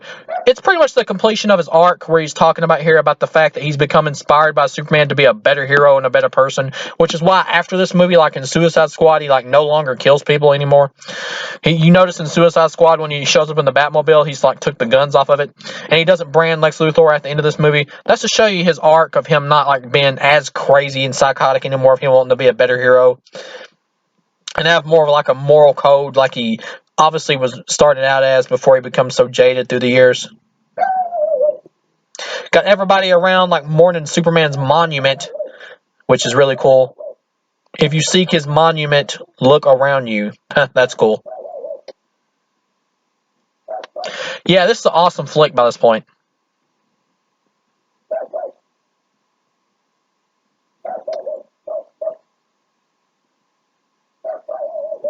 Of course, Bruce doesn't share with her why he thinks that they need to make a team and all that. Like, he's keeping stuff close to the chest, not really telling everything yet. Well, that's the standard Batman thing. Gal Gadot is great as Wonder Woman.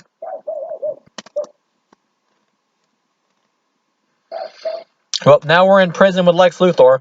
Wonder what happens here. Does Batman show up?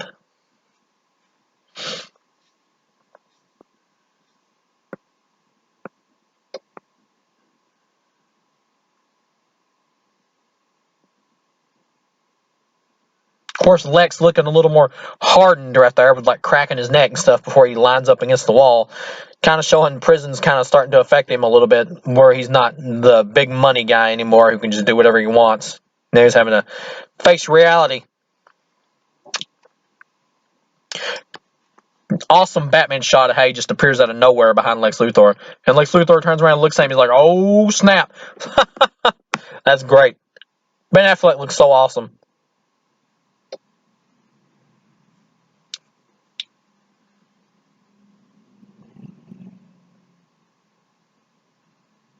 Of course, he's threatening him with the brand, but he won't actually do it anymore.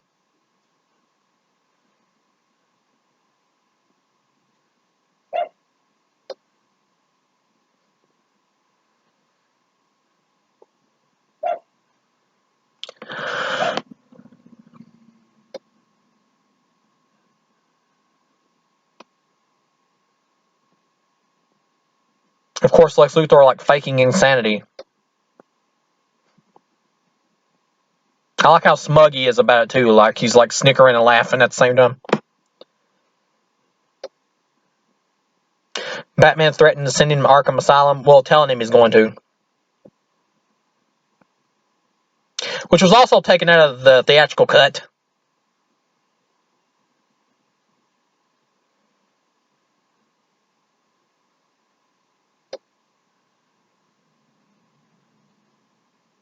Now he says the god is dead.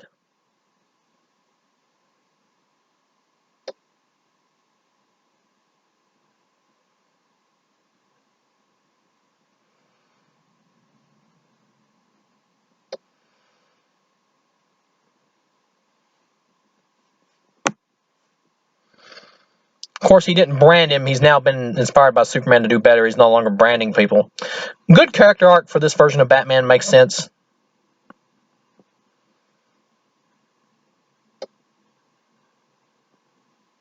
Of course, Lex Luthor is now like gone crazy partially because of like seeing Darkseid and knowing what's coming with Steppenwolf and all that. He's doing ding ding ding ding ding.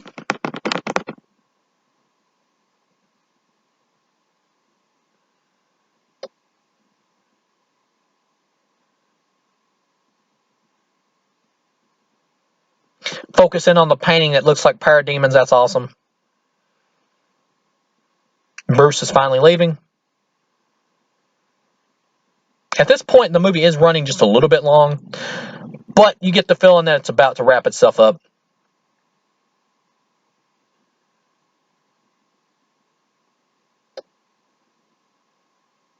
Dirt on the grave. Casket, I mean.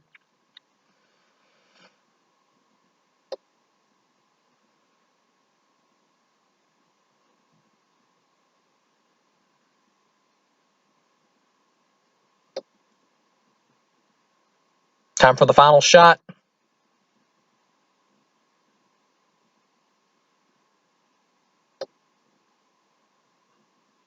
Come on.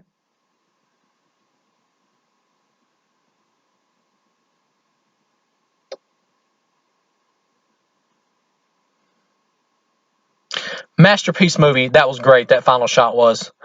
All in all, if you're willing to accept this movie for what it is, Snyder's version of the characters in his movie, instead of just like harping on the movie for not being what you wanted it to be, I think this is easily a masterpiece of a comic book action flick.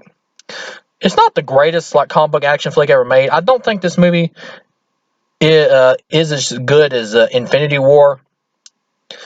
It may be close to the level of Endgame. I think Endgame is slightly better. But this movie's right up there in top 5 easily for me. It's better than Dark Knight Rises easily for me. Dark Knight Rises is one I think is an awesome movie, but it's just not on the level of like the masterpiece quality of Batman Begins or Dark Knight. I would still put Dark Knight and Batman Begins above this, but this is right easily in my top 5. Yeah, total masterpiece movie, despite the flaws I had with it that I did point out. I point out the positives and the negatives during this commentary, just like I do for, well, basically any commentary I'll ever do for any movie. But yeah, all in all, with Snyder's style and everything else that combined here with his story and everything, for me, this is a masterpiece. And I think if you're a fan of his Man of Steel, that you'll probably highly enjoy this, unless you just like really wanted a more standard Man of Steel 2 or something, I guess. But if you can accept this movie for what it is and Snyder's style and everything and what he's going for, I have no idea why you wouldn't enjoy this movie. I mean, if you don't enjoy the movie, that's cool and fine. I have no problem with people not liking Snyder's DC movies or any movie in general. That's totally cool. I just don't like when people like nitpick the movies. Like when I hear somebody complaining for like 30 minutes about Superman not wearing trunks or something, that is when it gets annoying to me. Like that's such a petty complaint. Like who cares? But other than that, though, I mean, it's cool to like whatever you like and not like whatever you don't like. But yeah, all in all, I'm glad to be ending this commentary now on a high note after really enjoying the movie. And thank you for spending time with me, whoever made it through this commentary. And bless you if you're able to make it through the Snyder Cut commentary when I eventually get to that, because that baby's going to be 4 hours long. So thank you guys for watching, or listening, I mean, and I'll see you again with whatever comes next.